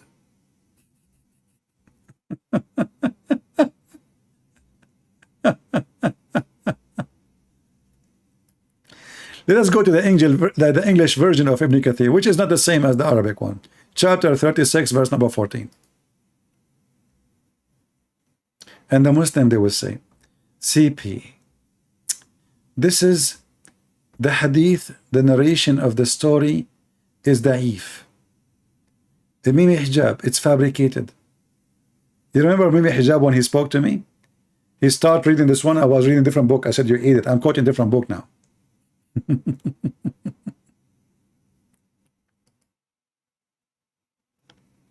My God, he denied man to betray him. You have to prove it. It's your God who denied man to betray him. Isn't it you Muslims? You believe that everything in Islam is destiny? Look, just to show you how stupid this cult is. A Muslim is complaining about destiny. Now you deserve to be banned. Don't come here again. I have no time for kids. Isn't it you stupid Abdul believe that everything is destiny of Allah? Your bad deed and your good deed is a destiny. Isn't it you Muslims? You believe that Adam, when he commits sin, it was written in the book of Allah. He destined his fate 40 years before he created him. There's no destiny in the Bible. The only destiny in the Bible is there's heaven and hell. You can't choose third option, if we can call it destiny. But as long as there's a choice between two, it's not destiny. That's why Jesus says, not everyone says to me, Lord, Lord, will enter the kingdom of my Father, but the one who do his will. So if you choose to do your own will, you're free, but you will go to hell, like your prophet. So now let us go to Ibn Kathir and see what Ibn Kathir says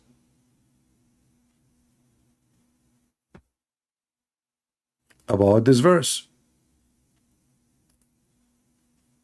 Let us close those ones. Chapter 14, sorry, chapter 36, verse number 14.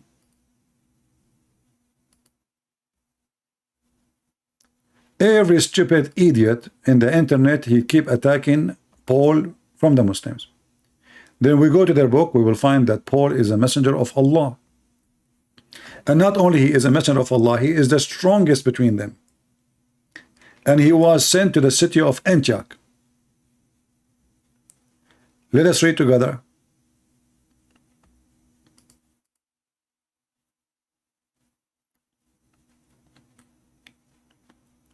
Where is the third one?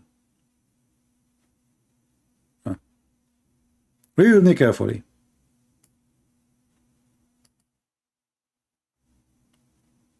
So those messengers, they were sent to where?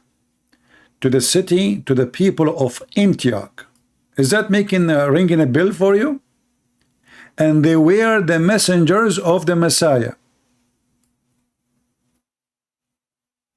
Now they are saying here, the Christian, they claim So we cannot take it serious, the Christian claim. But it says here, actually, this is the view of Abu Potato, not the Christians.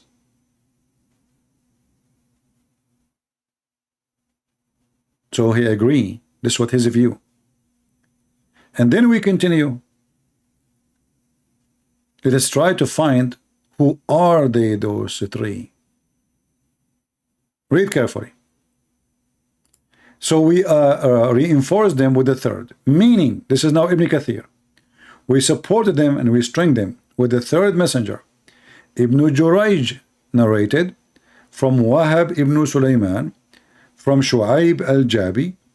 The name of the first two is Shamoun, Simon, and the second one is Yohanna, John, and the name of the third is Bulos, which means Paul, and the city was Antioch. Do you see it? Do you see it, people?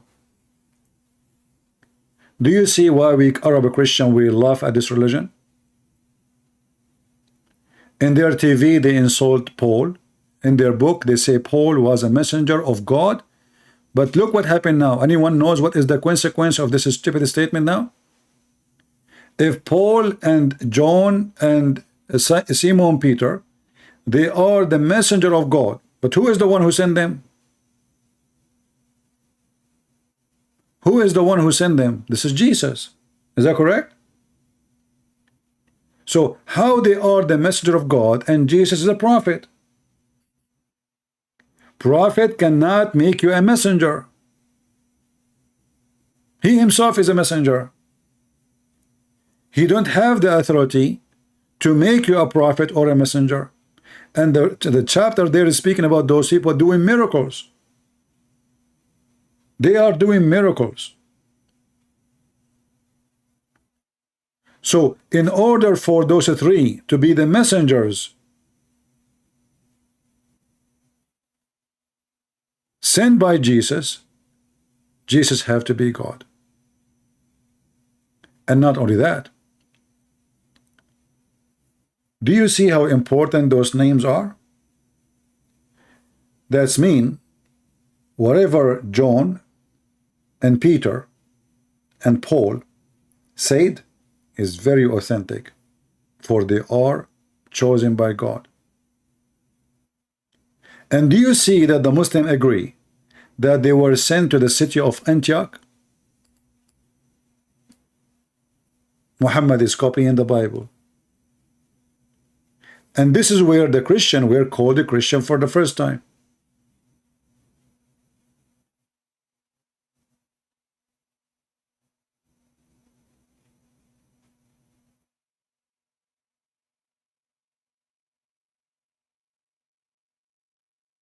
Well, the Muslim, when they say that preserve, it's mean word by word.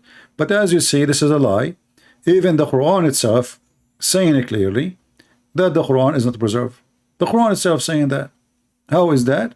Here we go. Read and laugh. Chapter 2, verse 106 says that Allah make the Muslim forget the Quran. And Allah will make the Muslim forget the Quran so he can send a better Quran or similar Quran. And this is why this happened, because Muhammad, he cannot remember to recite the verses twice correctly. So in order to give himself excuse, he said, don't worry. If Allah, look at the first translation, if we supersede any verses, why Allah want to supersede any verses? Or cause it to be forgotten. Why Allah want to cause the Quran to be forgotten? I mean, have you ever heard of somebody, he sent a book and he caused you to forget his book?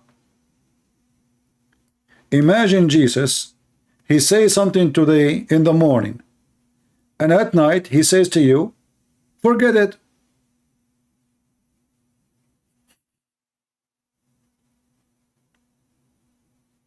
Can you believe it?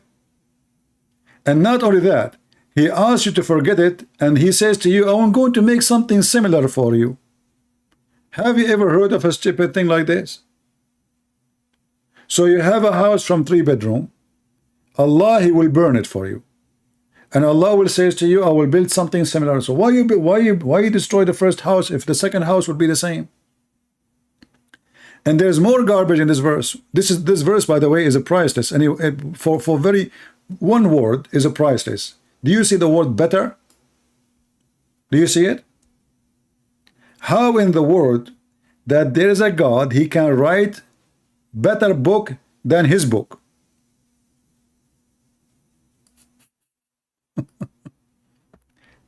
Do you understand what I'm trying to say to you?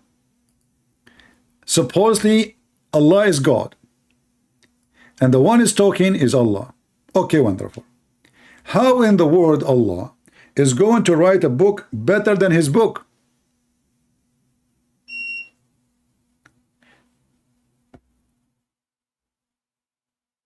Anyone can explain?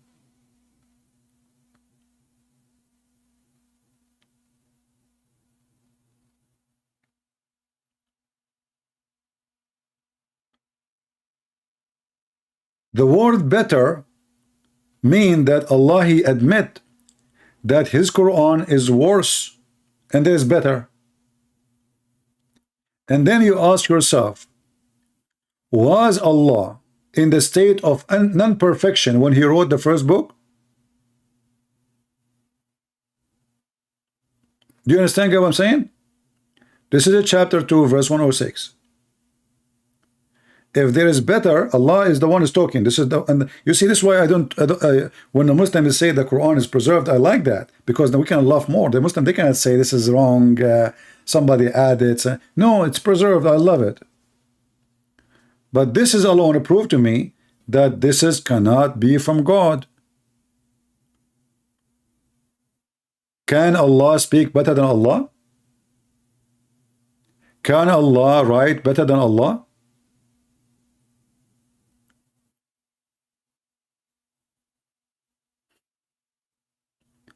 If Allah is the one who made the first Quran, how Allah is going to make better Quran than the first Quran?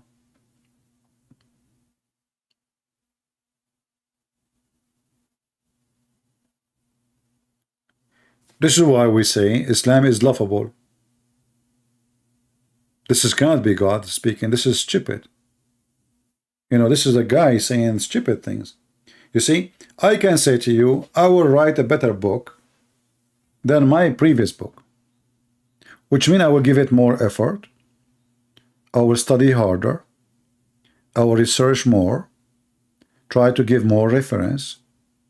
It can happen because a human being can improve himself, and you know, he gets smarter, or more education, or more skills in writing. But we are talking about the perfect God. So if this is the scenario that Allah is going to write a book better than the previous book, that means Allah was not perfect when he wrote his first book. And he is not going to write a perfect book tomorrow too. Why?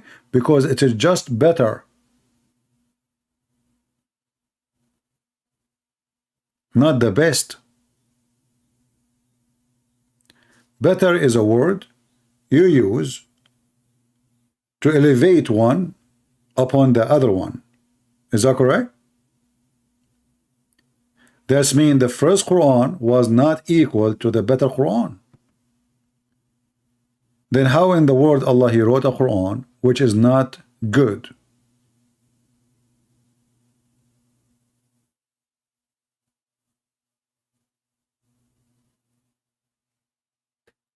This is why we laugh.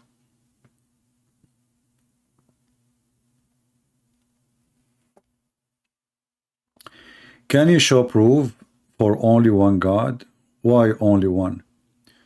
Big Shama, my friend, I don't care really if the God is 1 or 2 or 5 or 7. That is not really will make any difference. Show you a proof about what? If there is somebody believe in 7 gods, 10 gods, 20 gods, and they all exist, then he's right and you are wrong. So when people like, you know, Muslims, they focus too much about the number, like one God. We believe in one God, and he think when he says such a word, like he is a supreme, he is strong in the position. For me, it is laughable, because it doesn't matter really if it's 1 or 2 or 3 or 5 or 7 or whatever. If they are exist, they are exist. Can I change the number? Guys, do you understand what I'm saying? We don't accept God because he's 1. What if he's 7? What if there's a million God? We don't have a choice to, they are God. The question is, are they true or not? And I think our friend here is a Hindu. So this is not the challenge for any one of us. Because who care about the number? Numbers doesn't make you better, less or more. God have a qualification. And his first qualification is his ability. So if you can bring me a million God, and they can create universe like this, and they can create humans and animals and trees, well, they are God then.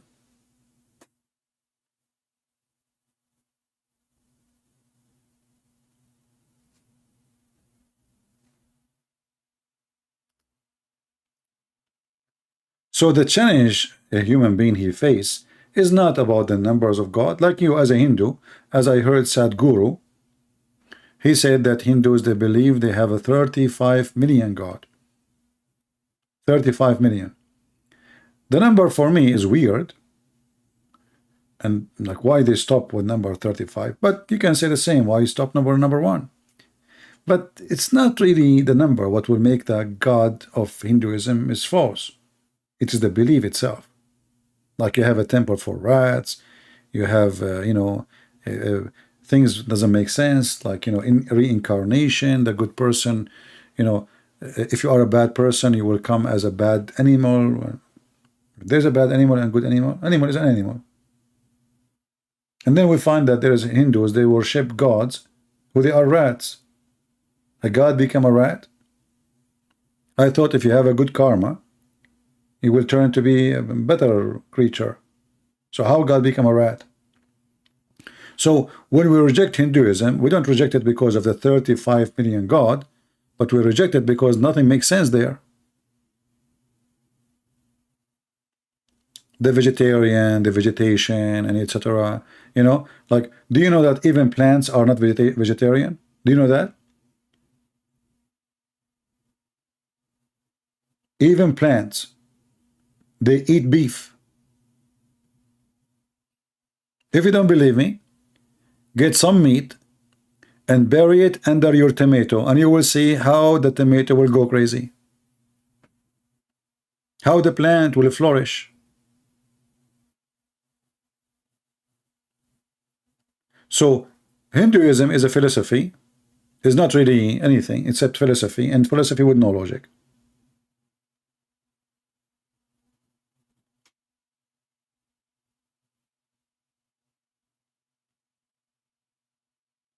Islam is, on the other hand, I believe it took a lot of things from the Hindus. As an example, a Hindu person, he believes in a bad karma and a good karma, correct? Is that correct? Okay.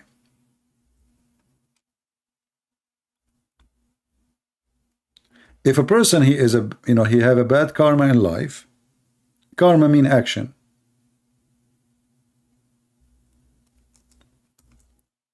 He will come in the coming life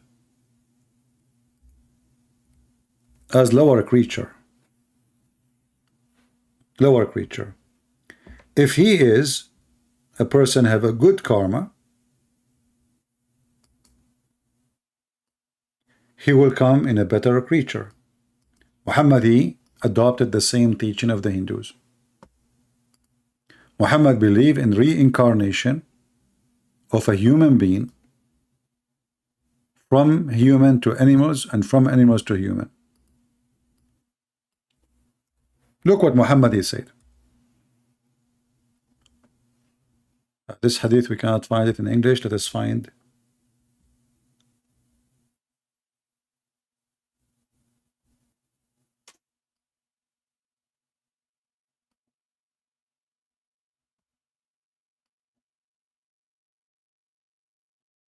Let's try to find it in different form.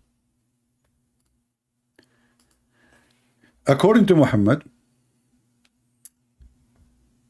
let's see. Here we go. According to Muhammad, a person who is a martyr for Allah, he will come back in the heaven. He will live again in the heaven, and he will, his soul will be given the body of a green bird, and those green birds will be living, hanging themselves in the chandelier, and this chandelier is hanged on the throne of Allah.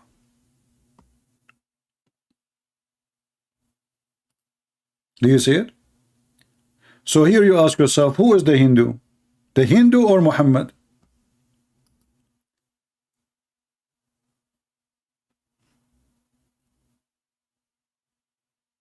Do you see it? Those who they are killed, they are murdered for the sake of Allah. Allah, He will put their spirit in a corpse of a green bird. What they call those green birds in India? Parrot? Oh, this is Hinduism. People, isn't this is Hinduism? And now supposedly Allah is spoiling them, and He made them a green bird. But look what happened. How this guy, he promised them 1,000 times that you will have and you will F millions of women. How he is a bird and there is women waiting for him.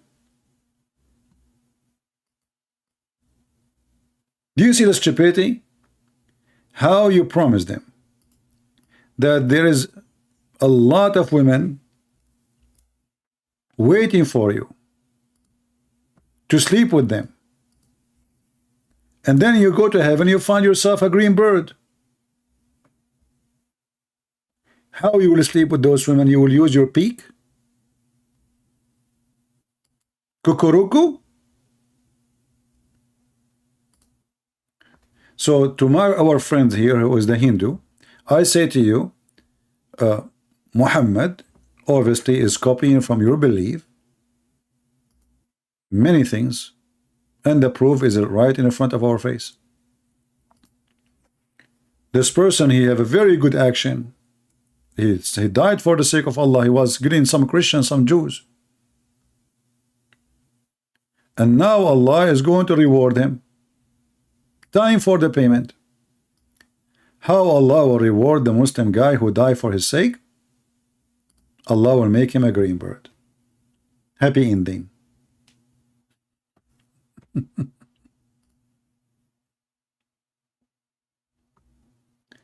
And the funny, it says a green bird, maybe a chicken, not necessarily this.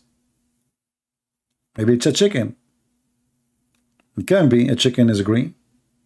It says a green bird. He didn't say what kind of bird.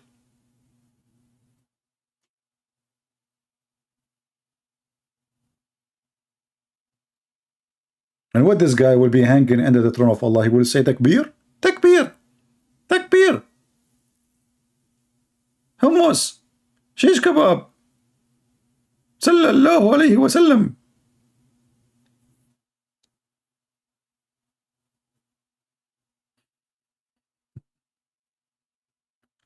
What? And this is not a happy ending.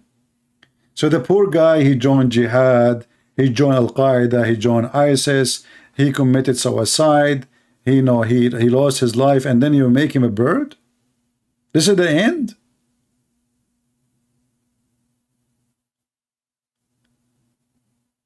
And your wife a guy from Hamas, he died fighting the Jews. He is going to be a bird? So his wife on earth, she is saying, man, my husband now is a green bird. Can you talk to me, honey?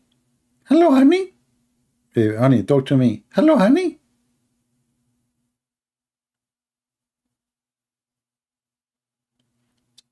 Hey, Tony, welcome. By the way, if you say hello and I did not answer you, I'm not ignoring you, but you know we have a topic. And as you see, it's very important, the bird. This is the happy ending. You will become a, you know, why Muhammad did not say he will become a dog? I mean, what difference is going to make? It's an animal anyway.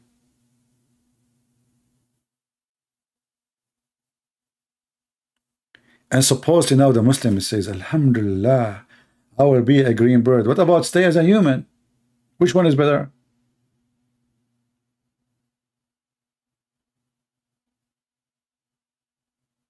How this guy is going to drink wine? Isn't it the Quran promised him a river of wine?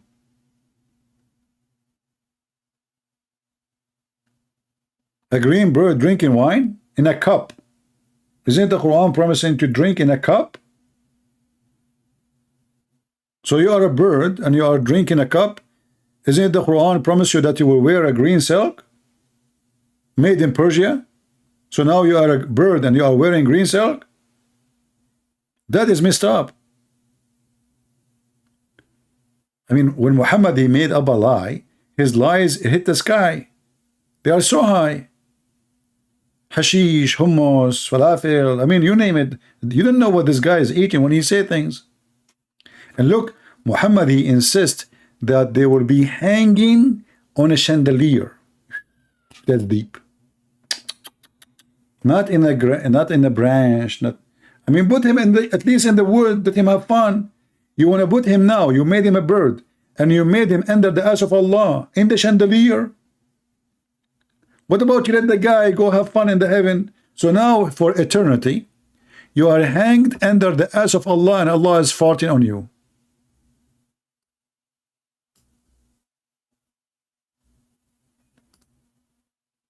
Let him go, let him have fun. Now he is a bird. Maybe he will find a spouse, a bird like him, female bird. You know, they are like flirting now. Like, do you like me? Do you? Do you? Do you love me? Do you? Do you? Do you hate me?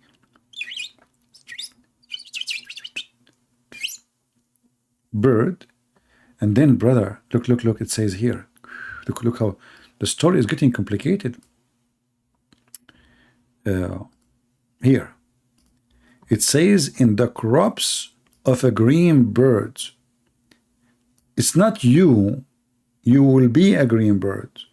You wish.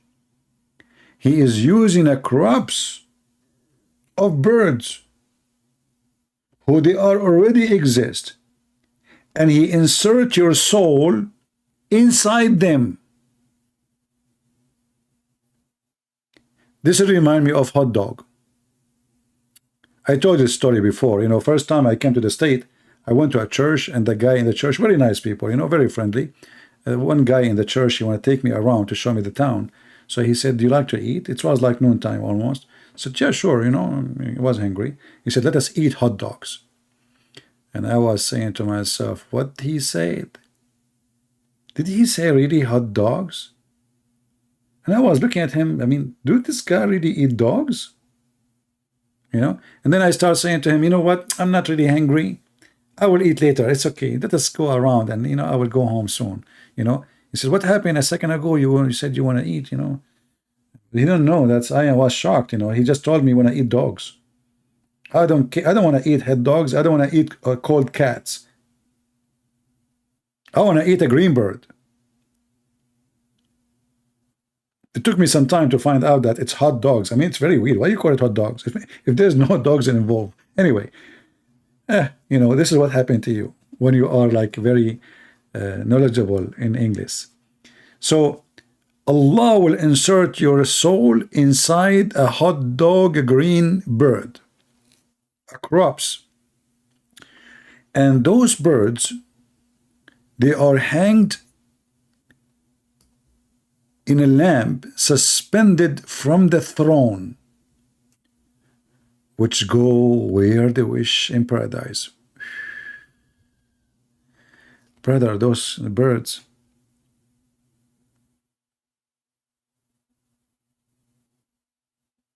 they do not need to fly. the chandelier will fly. I mean, what a lazy bird. So you spend your life as a bird, going around in paradise full of Abdul having sex, and you are the only one who is just watching. And the excuse is that Allah now He favor you and He made you a green bird. Somebody give this one to Sadhguru. You know Sadhguru in India? He will love it. He will make a story of it, and he will make himself look smart, you know, because this Sadhguru, he bring a bunch of idiot, and he said, sit down on your ass, relax, close your eyes. Now let the bad energy come out. The bad energy, and by the way, don't forget the donation too, come out. And we have an envelope, you can put the money there. Let the bad energy, and let one of the girls come and take the donation, okay? And let the bad energy come out. And please don't close your eyes when the donation collection is coming, you know, open your eyes to give the money. And relax. And now I want all of you to raise your bum, because this is how you can relax. And now let the bad energy come from your bum. All the negative energy, keep only the positive energy. And don't forget the donation, by the way.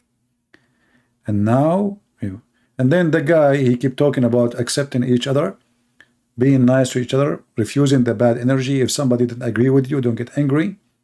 Learn the acceptance.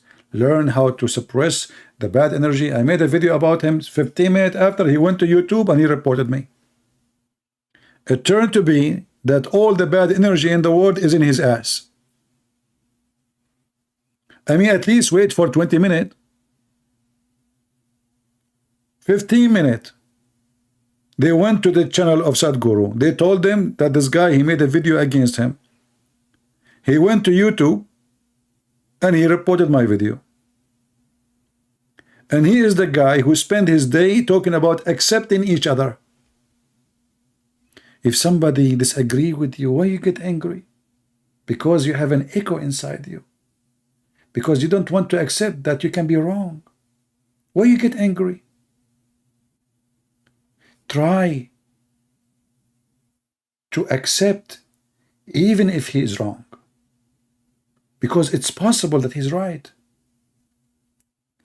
Don't worship the inner inside you. Bad energy is our problem.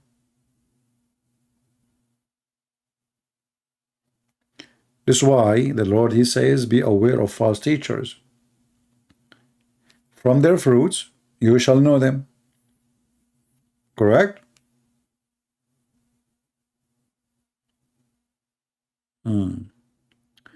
Anyway, I hope you guys, you get happy today, because if you convert to Islam now and you die for the sake of Allah, you will become a bird. And look at not only this, look at this conversation here. Here it says that the Lord looked down at them. Allah, he looked down at those murderers who became bird now. And he said to them, whether they desire anything, they say, look at this, look. They reply, what they could wish when they can go anywhere they like in paradise. If. It looked like only those birds can go, the rest are not. And then he does that with them 3 times. Allah, he repeat the same question 3 times. Look, this is Sadhguru. Sadhguru, he say, what do you like me to do for you? You say, well, what more we want than going everywhere in the paradise? Sadhguru, he is not convinced with the answer. He asks you the same question again. What do you like me to do to you? You say to him again, what more we like to do more than we can go anywhere we like in paradise. He is not convinced. And always, all the questions and answers in Islam have to repeat it 3 times. And remember, Islam is against Trinity. But why Allah he have to ask the question 3 times? Allah knows best. So Allah, the 3rd time he asked them the same question. And then when they see that they will not be left alone, like what the heck? Sadhguru is losing his patient. Allah became annoying. Allah keep asking the same question. It's like a radio station. Do you know the Middle Eastern women who bought a CD to make a cake? You know this story? This is a true story, by the way. Sahih Bukhari. She brought a CD teaching her how to make a cake. And then she put it in the stereo, you know, and the CD is playing. It says break an egg. Break an egg. Break an egg. She broke 30 eggs. The CD is still saying break an egg. Break an egg. Break an egg. She called the husband, hurry up, send me more eggs. I will lose counting. He sent her like 2, you know, tray of eggs. Break an egg. Break an egg. Break an egg. Anyway, the end of the story, the CD was stuck and the egg was broken. Allah is a CD who is stuck. Break an egg. Break an egg. Break an egg. And those guys who they are birds in paradise now, they notice that this God is annoying. He will not leave them alone. So when they see that they will not be left alone without asking something, look at this. What kind of heaven this heaven is? This reminds me when I was in the Philippines. I went to a beach. There's nobody there. Literally nobody. I wake up in the morning before people go, you know, and there was a guy. He stood behind me and he started screaming, Balut, Balut, Balut. What the heck? I look at him and hey, buddy, if Balut is here, he would answer a long time ago. I mean, he stood behind me. There's nobody in the whole beach. He said, sir, I'm not looking for a person. Balut is an egg. Do you want to buy some, sir? And this is Allah, Mr. Balut. He keep asking them the same question. And they are now supposedly in heaven. And the beach is empty. And he chased them. He keep asking, no. Tell me, you know, what do you like? What do you like? And Allah, like, come on, Allah, we don't want anything. Just leave us alone, man. But they notice that Allah will not leave them alone. It's like a scam coming to your door. He keep knocking. And then they tell their Lord that they wish him to return their spirit to their body so they will maybe be killed in his path once again. Look at this wish.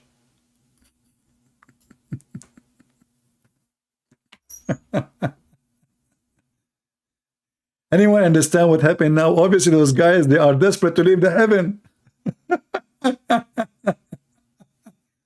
maybe the Muslim, they see it like, yeah, they want to die for the sake of Allah. No, don't you see it says he will not stop until he will not leave them alone? So those Abdul, they are asking Allah, for the sake of Allah, can you give us our body back and throw us in earth again? We don't want your heaven, you idiot. We are willing to die again. Just give us our body and leave us alone.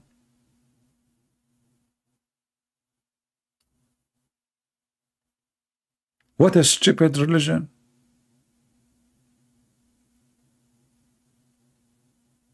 Like already you died once, and now you are in heaven, and now you are desperate to leave the heaven. You want, just give me my body. It's okay. You know, I don't want anything from you. Just please give me my body and throw me back. I want to die for you. Don't worry. I want to do jihad for your sake. What kind of comedy is? And who is the stupid fool want to believe in it? Mr. Bird. If you want to know how Osama bin Laden now look like, take a look. Should he look like Osama, to be honest with you? I don't know, somehow. I'm not sure, really. I mean, the mouth, I don't know. He looked a little bit different. There is some. I'm really confused. Maybe it's Osama. I don't know. Oh, this guy, he's not a green. Why green, by the way? I mean, there's a million color in the world. This guy, he's stuck with. Look at this. How beautiful this guy. Why not the red? Oh, look at this guy. What he's doing. What the heck? What he's holding in his hand. Yellow. You know, the yellow is a special color for the Shia. Anyone knows what is special about it? Who remember? Let us see if you guys remember. Why the yellow color is special for the Shia? Anyone knows? Okay. According to the Shia, if you wear black shoes, your private part, your penis, will never function. If you wear yellow shoes, your private part will be like boing, boing, boing.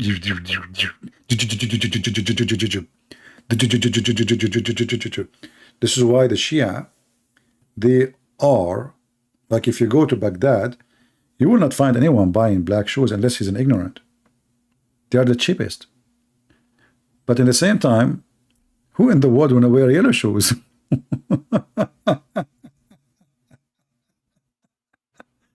And this is the lucky yellow bird. So you can imagine how good he is in bed. I mean, this guy is not only his shoes is yellow, everything about him is yellow. Unbelievable. True story, by the way. Look at this guy here. Yeah, this is a Muslim bird. Takbir. What stupid religion.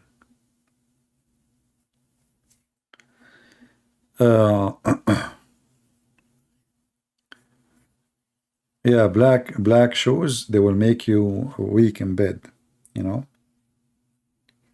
Don't wear black shoes. And you know, I was like saying to myself, what's my problem? What's my problem? What's my problem? And then one day I discovered that all my life I was wearing black shoes. True story. Black shoes will make your oh boy. Are women wearing? You see, they don't talk about women; they talk about men. And like the Shia, they have their own, you know, crazy stuff. Like as an example, if you look at your wife anus, and you are having sex with her, your son or your whatever son or daughter will come and mute. She cannot talk or he cannot talk because you look at her anus. You cannot look at her anus. Haram, haram. Okay. Yeah, they have, you know, the Shia, they have a crazy stuff. If your wife, she is giving you birth only for daughters, you spank her in her ass 7 times when you are having sex, and you say, Ya Ali. Each time you spank her, you say, Oh Ali, oh Ali. Oh, you have to spank hard, by the way, okay? Just to let you know. Then she will give birth to a baby boy.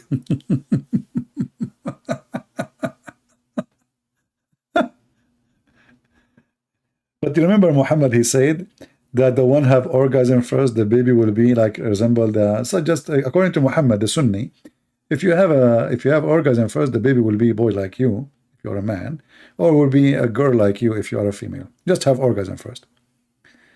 Yeah, but this is like the spanking is a good one, you know, like your wife. Don't practice it tonight with your wife, okay? Otherwise, you will have boys for the coming 10 children you will have, they will be all boys. Spanking method.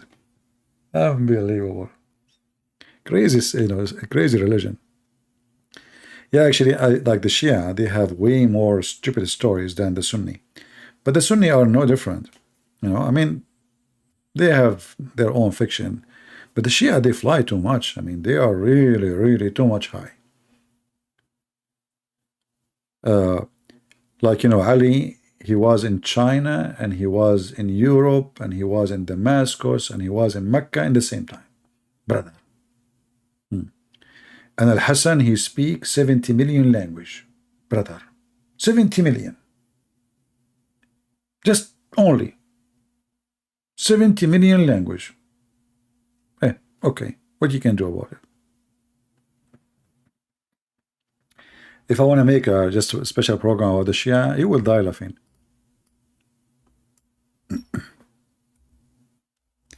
If you remember, I made a video about why a person, why the Muslim Shia, they were speaking about the Sunni, why they are homosexual.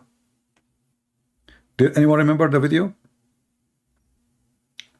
He said that if he is a Shia, Allah will protect his anus from shaitan.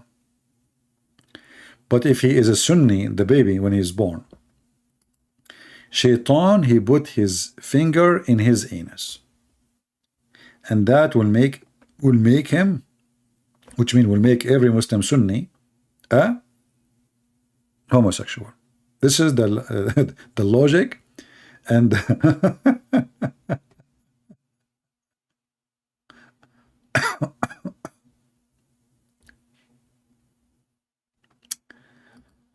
oh boy, hard to believe, isn't it? And it's sad, by the way. I mean, we are in the year 2000, whatever, and then the people, they believe in this, and they go on TV. I mean, this guy, he have his program. His name is Yasser al-Habib, you know. And he explained, and he move his finger, and he tell you how shaitan, he insert his finger in the anus, brother, in the anus of the Muslim Sunni.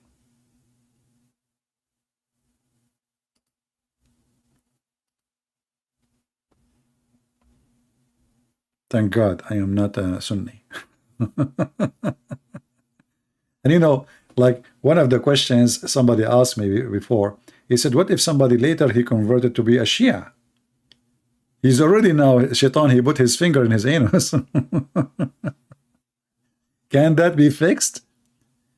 You know, what if somebody one day, after, let's say, he become adult or something, he become a Shia. And then this sheikh is saying that when you are a child, shaitan, he insert his finger in your anus, and thus you will become a homosexual. Okay, what if this guy, when he grow up, he become a Sunni? Is Allah going to reverse what happened all this time? Oh boy.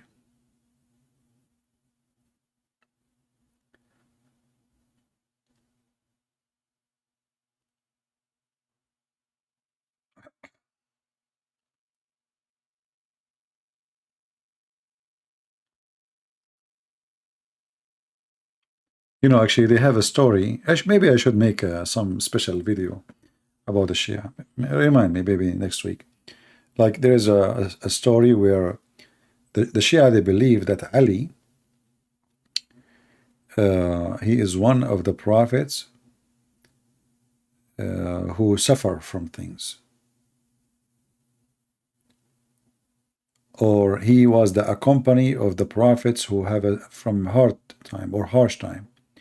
So the Shia, they believe that Ali was with Abraham when they tried to burn Abraham, and he is the one who made the fire cooled down on Abraham. And Ali, he was with Noah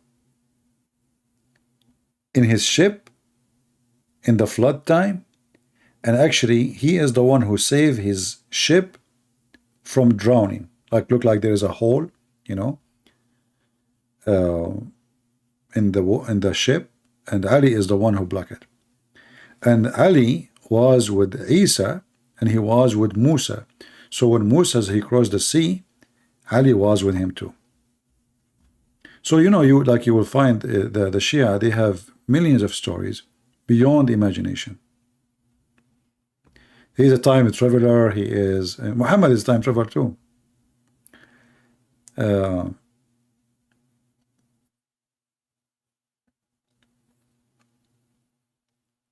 I'm just trying to remember like some stories. Oh, hold on. There's a verse in the Quran where Allah, he speak about a mosquito. A mosquito. So he said it's not like it's not hard for Allah to give an example or a parable of a mosquito and higher, which means even if it's small, He can make a parable about it. The Muslim Shia, they believe that Ali is the mosquito.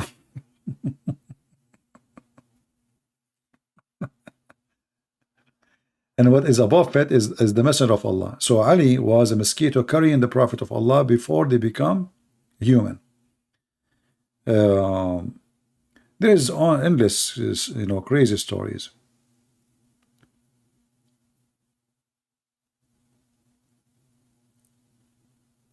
Oh boy.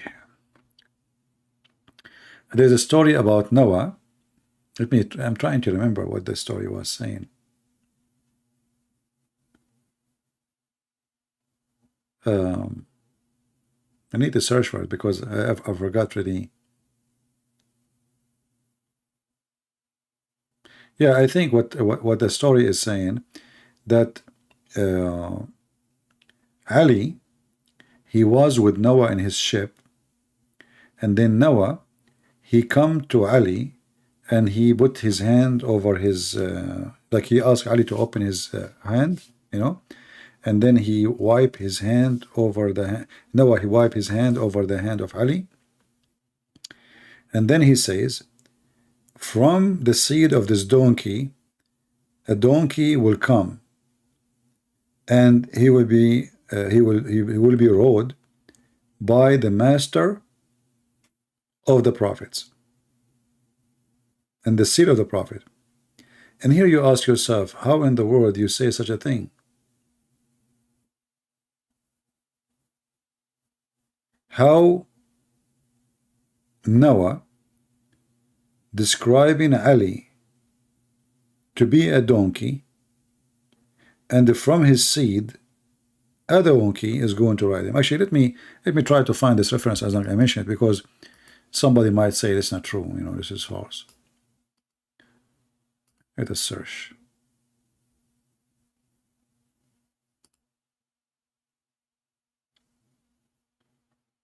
Okay, let's see. There we go, we found it. And I will give you the link, so in case they say this is not true. This is the book of Al-Kafi. Al-Kafi is the same as Al-Bukhari. Let's take a note. This is equal to Al-Bukhari for the Shia. So if you go here down, it says,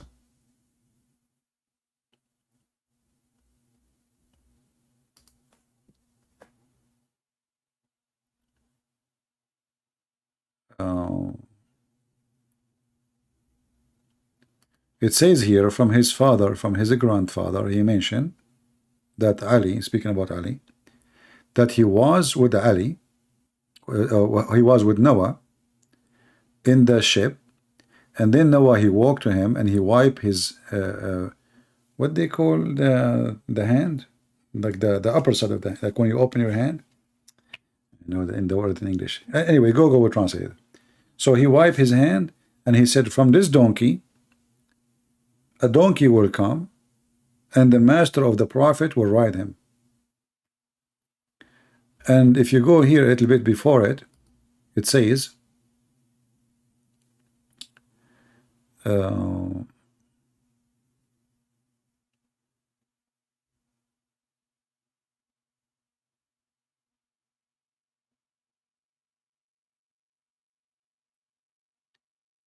the first ones of the animals who died, it was Ufayr. You remember the Ya'fur, the donkey of the prophet who speak, and Muhammad, he spoke to him, and he died right away when the prophet of Allah, he died.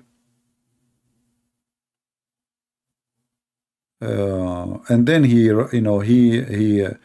like what happened when he heard that the prophet, he died, the donkey, he broke his rope. He was so angry, and then he went to an empty well, and he threw himself inside the well. And by the way, this is a Shia, this is Sunni story too. He threw himself, this is a story exists in Ibn Kathir. He threw himself inside the well and he committed suicide. And this is where he died, and this is the well become his grave. Let me use Google Translation to end the drama. So here it says that Noah, let's see where it says Noah.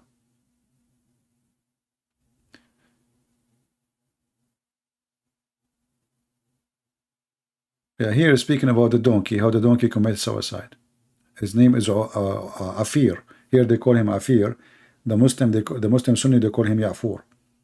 So this donkey, he throw himself in the well of dry water. There's no water in it.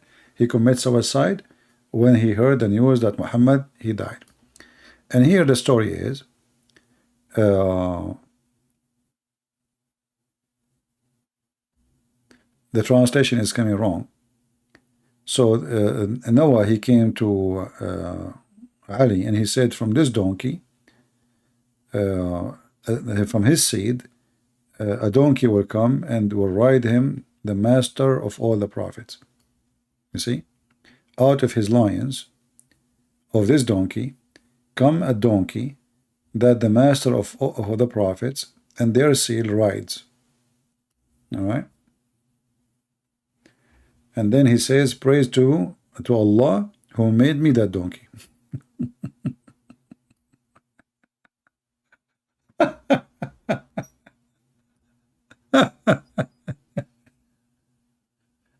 I mean, can you believe this? And again, this is the reference here, Al-Kafi, which is equal to Al-Bukhari for a Shia, volume number 1, page number 237. Let me send you the link. I will shorten the link. I don't know if we can post it in Arabic. Actually, I mean the link as it is. Let me see. It didn't work. Actually, for some reason. Okay, hold on.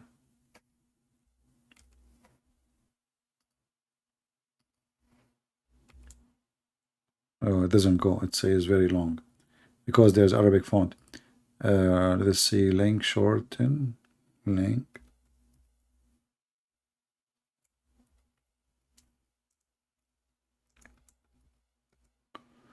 Create a short link.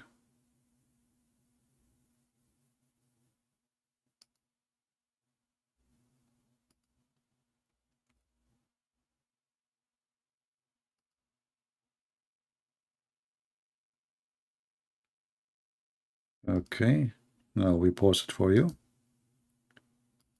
And let me know if it works.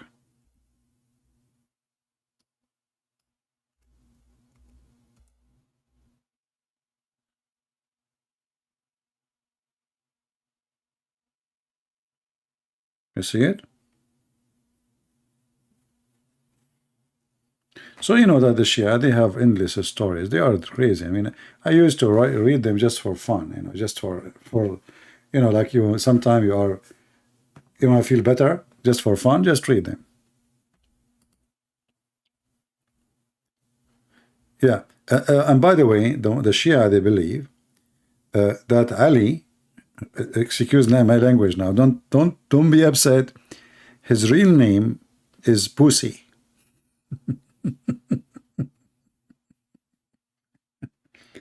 And his name is in the Injil is Elijah. Elijah is Ali. In the Torah is Bariah. In India, his name is Kabur. In Rome, for the Roman, his name is Batrisa. For the Persian, his name is Jubair. For the Turkish, his name is Tapir.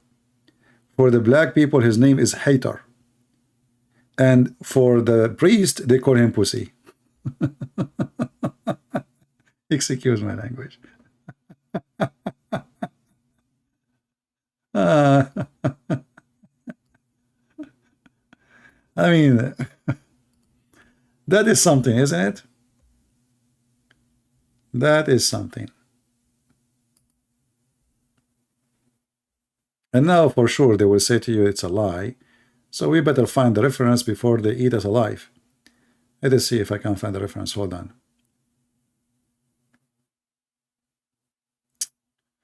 Where are we going to find this now? Here we go. Okay, let us close this one. And we take this one.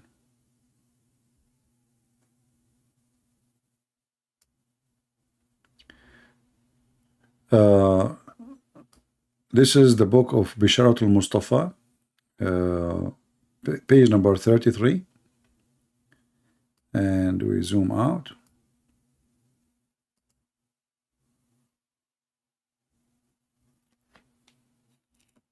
This is the part. I'll use Google translation. Here it says, and his name, like the priest, they call him Pussy. Yeah, let's translate. Shall we? I mean, look how many names he have. So my name in the Bible is Elijah. Ali is Elijah. Take a note, please. Okay? So he's Elijah in the Bible. In the Torah, his name is Bariah. In the Zabur, his name is Ari. In India, his name is Kabir for the Hindus. For the Roman, they call him Batrisa. Among the Persian, they call him Jubair. Among the Turk, they call him Taybar. And among the Zinj, they call him Haytar. And among the priest, they call him Busi.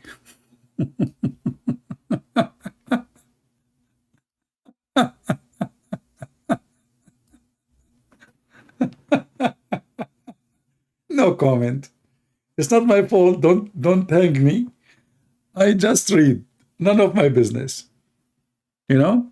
I'm not the one who said it. I have nothing to do with it. I'm not responsible. And this is the name of the book, Bisharatul Mustafa, which means the good news about the chosen one, Muhammad. Page number 33. And this is the Shia library here, the website, Shia library. This is a very Islamic website. And now let us give you the link. Well, the English translation is funny how the word Busi is coming, you know, like Busi, you know. Oh boy. I mean, I'm telling you, this religion is really crazy. I mean, the more you study it, the more you go nuts, you go crazy, literally. I mean, this beyond stupidity. And then you ask yourself, like, even those people even they read what is written in their books? Do they really read? So let me pause for you the link. Who won the link? This link is a prize. You have to pay for it. Now I got you from your hands, all of you. You have to pay for this page. You like it or not, I got you. So his name is Elijah. I mean, they worship him, man. This Ali, he is their God. By the way, if you go to Iraq or to Iran and you laugh at Ali, as we are doing now, you will be dead in 2 seconds. Never do that there. I'm serious. Never, never, ever. They will kill you immediately. Yeah, let us make an auction. Who want to pay more to get this link? You know, halal link. Here we go. This is the link. You can open it and you can save it in your, yeah. So the priest, and the funny is, the one who called him the what word is the priest. Look like the priest, they choose the correct word for him. And then among the Abyssinians, Batrik, look, this guy, he have multi names. Man. How many people watch your debate live when you debate Sheikh Uthman? This guy would never dare to debate me. How he would debate me? He's a coward, he's potato.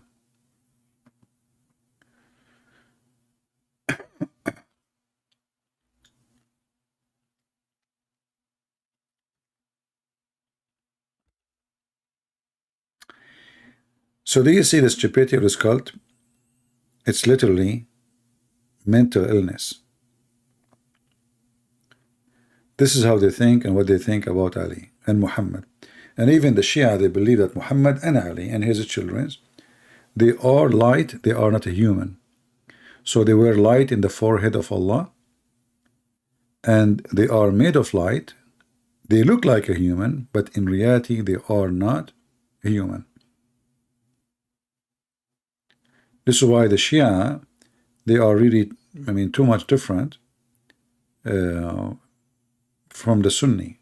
They go farther in worshiping Muhammad and his family. Talk about the sword of Ali, that will need another drama. The sword of Ali is a different story. Hisham al-Husayni. Yeah.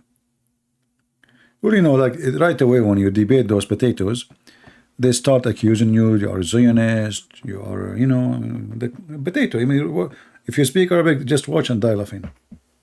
I think there is one of you. He made a subtitle for it. I forgot who. You can watch it with subtitle if you don't speak Arabic.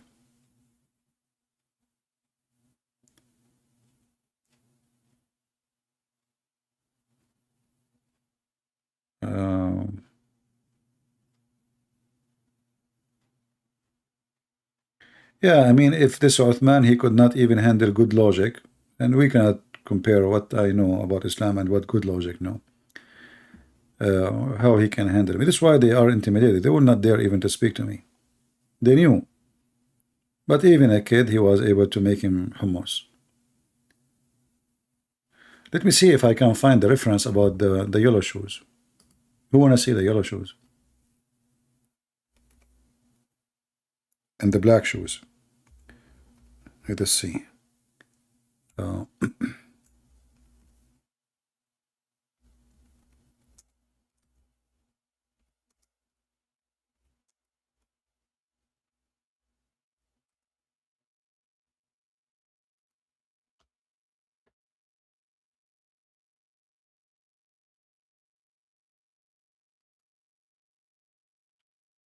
Okay, so this is the other hadith about the black shoes. I found it. Let me wait for you there. So this is the book. It's called Wasa'il al-Shia, volume number 5, page number 67. Hadith number 38, or story, issue number 38. It's hated to wear black. It's not haram. It is not likable. It's not right to wear a black shoe. Why? It says here, from, you know, all the way to Ali. It says, he said to him, he looked at one of his companion, and he saw him wearing a black shoe. So he said to him, what's up with you and with this black shoe? Don't you know that a black shoe will make you lose your vision and will make your penis loose? And it's more expensive than other shoes? And nobody, he wear it and he thought of himself highly. All right? And this is the same hadith here, you know. So, according to the story here, if you wear a black shoe, you will lose your vision and you will lose your penis. Let us use Google translation, shall we? Guys, you like it, don't you? When I'm going to go? Today, I said to myself, I'm going to make a short video. I think I need to buy an alarm and put it here in front of me, like 45 minutes and done. So this is the reference, Wasa'il al-Shia, part number 5, volume number 5, page number 67. And here it says, when he was walking with his companion, he said to him, he saw him, he looked at him, and his companion was wearing black shoes. So he said to him, what's up with you and this black shoe? The translation is not too much accurate. He said to him, don't you know that it harm the eyesight and relax the penis?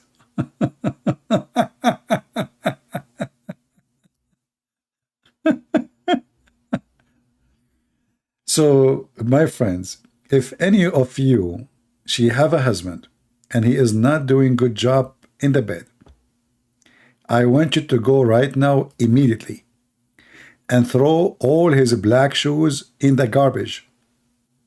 He woke up in the morning, he will not find one of them because now we knew the problem. Your husband is fine. He is just suffering the consequence and the symptoms and the side effect of wearing black shoes. And I'm sure now that we solve a lot of problems. And your husband, he do not need to buy any medication. He do not need to see any doctor. It was the black shoe conspiracy. Now I need to find the other hadith about the yellow shoe, but it should be here somewhere.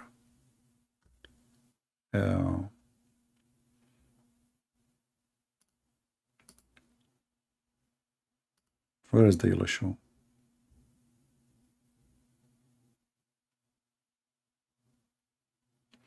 And actually, if you read the second part, it says, and it will make you, you will be anxious. You know, you will be anxious. You will be worried all the time.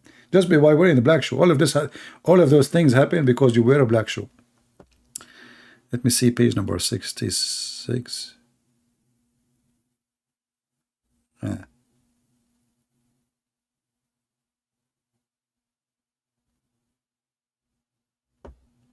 Go to 68.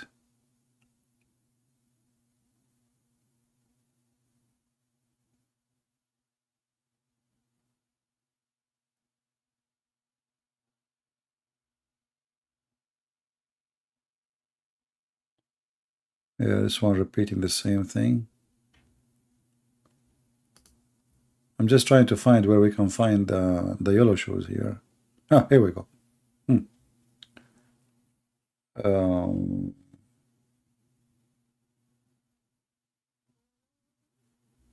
But here is not talking much about 6 with the yellow shoes. Let us see maybe the page after.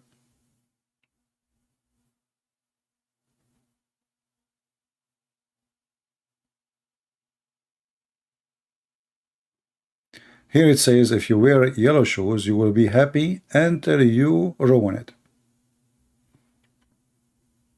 All those pages about yellow shoes.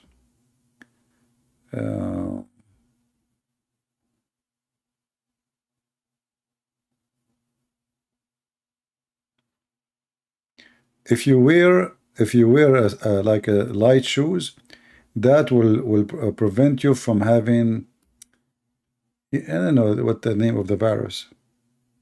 You know, it's a virus, you know, destroy your lung. I forgot the name in English. Maybe somebody can help. Actually, we can use a Google translation. Hold on.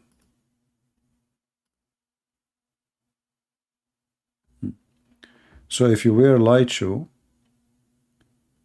that prevent, where is the translation? Prevent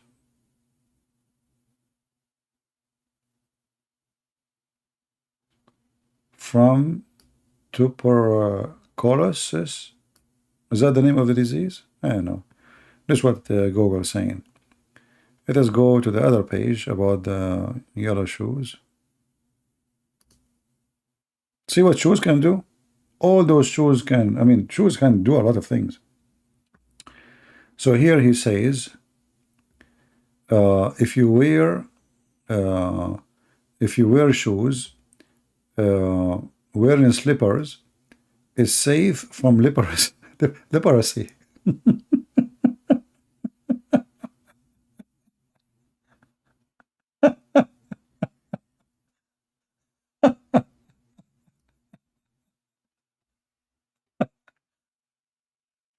You know what? I'm going to open a clinic just to teach you guys about health advice. You know, so if you wear a slipper, you know, if you're addicted to wear a slipper, that will make you safe from leprosy. I mean, I wish you can speak Arabic. You would die laughing. I mean, the translation here is really horrible. Let's see. Where is the yellow? This is here is just about wearing a slipper. So if you wear a slipper too, it's going to make a strength in the sight. Your vision will be strong. See? How many of you are wearing glasses? You do not need the glasses. Just you need to wear slippers. Take my advice. Try it. It will be fine. Where is the yellow thing? Let us see. I think we passed it.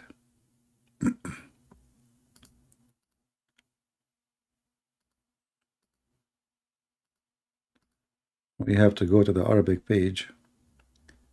And let us see if we go to page number 75.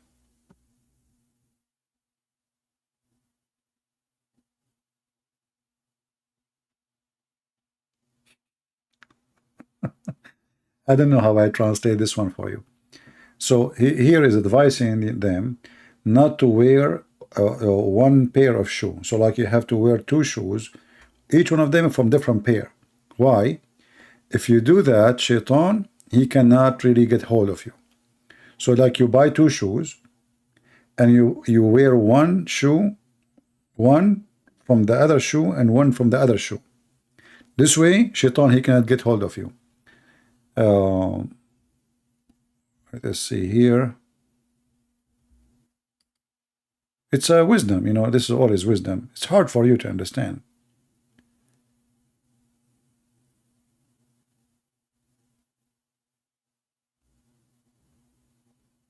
How you can understand? You aren't smart.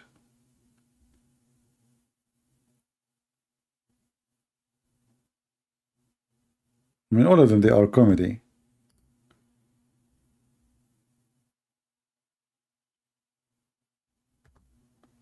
Maybe we are done with shoes here. Let me search, because that's endless. That's mean I have to search all over. Let us see if we can find.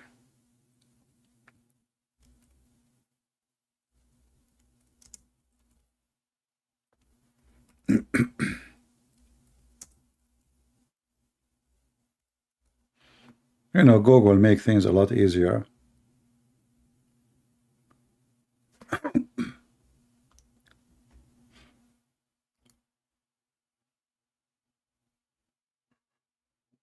I'm getting sleepy. All right. Sorry.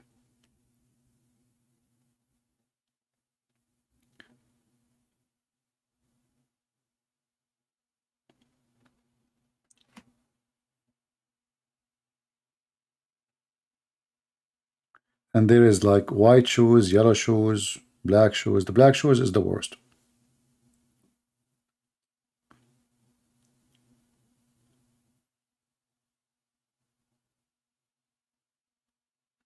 And if you wear yellow shoes, you will never lose money and you will never lose a child.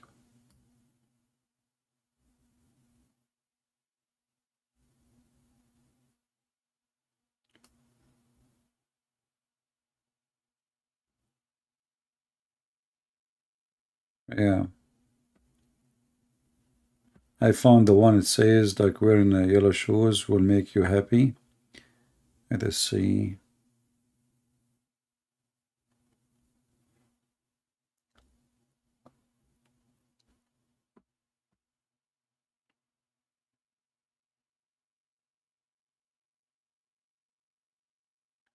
You see here, this one here, it says that the yellow shoes, when he wear a yellow shoes, he will always be happy until the shoes, like they are damaged, destroyed, like you keep wearing it until it's over. And all the time, I promise you, you will be happy. Try it. You know what? I think that, like, imagine if you are trying to invest in the stock market. How you can guarantee that the stock you are buying, they will never lose? Wear the yellow shoes. As long as the yellow shoes mean you will ever be happy, that means you will not lose. So it says here, the one who wear yellow shoes, he will still happy until he wear them out.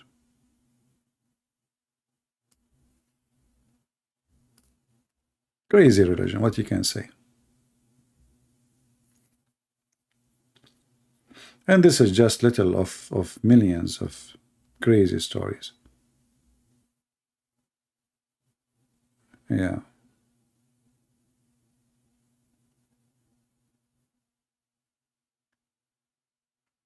Let us see.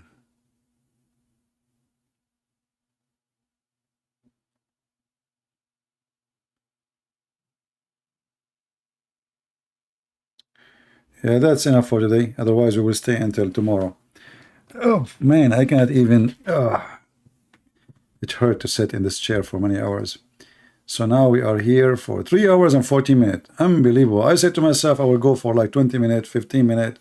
You guys, what are you doing to me? Unbelievable. And look, not even nobody coming. Like, we have only 700 people here. I think I should take like maybe a few days off. So you guys, you miss me and then you will come. Where is everybody? 3 hours and nobody here? That's not fair for me. You guys don't appreciate my work, don't you? It's all right. The Lord is watching. So guys, I want to say thank you for being here. And I hope that the ones who they are wearing black shoes will not come here anymore. You're not welcome.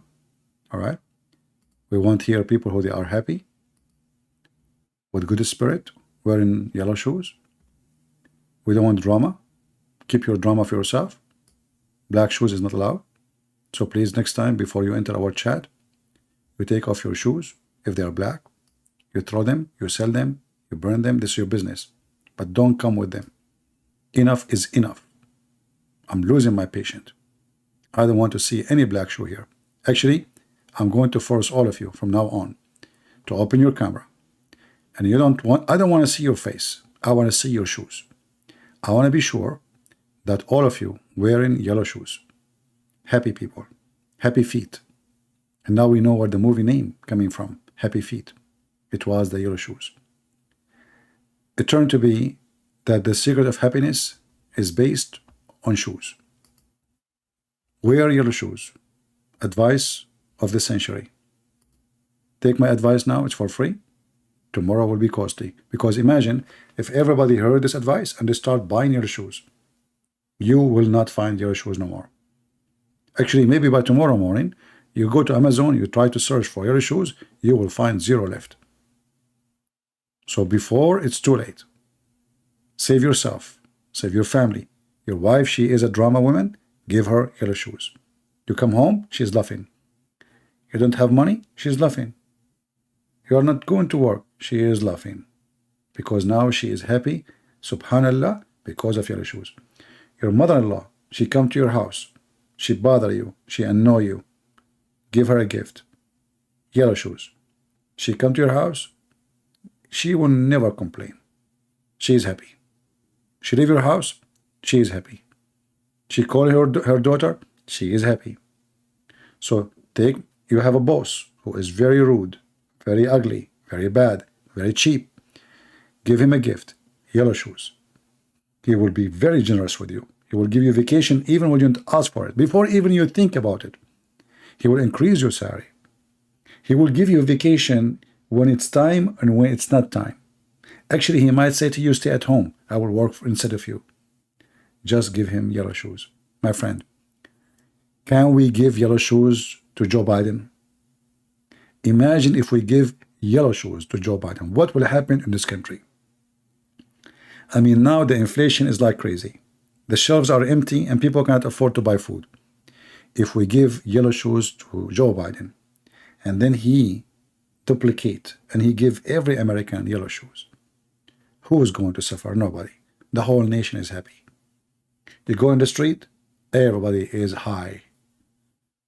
I mean, not from drugs, but the yellow shoes will make different.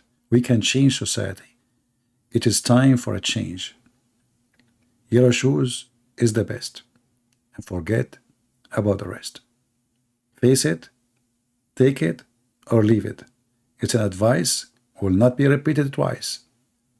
And we just made Quran. And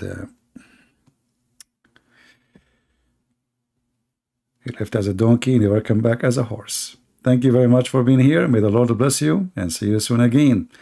Maybe I should take a break so you guys can miss me. Maybe. Because I need to look for shoes. I'm not happy now with this number. Look, how many? If I have your shoes, I will not complain. It's your fault. It's your fault. Nobody warned me before. I just turned. True story. Take care. Hello everyone, and peace of Christ all of you. Please invite your friends and let us have some good time together.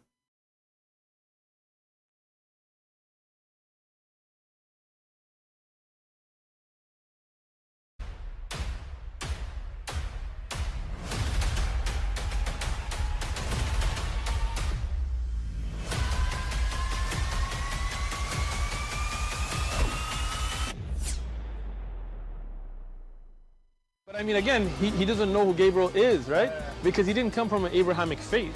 The people of Mecca were pagan. Quran is mentioned. If this book was from other than God, they would have found in it many contradictions. If a book is without contradictions, that has no bearing on whether it comes from God or not. I've had phone books that are inerrant, but I certainly don't think God gave them. That we believe without understanding.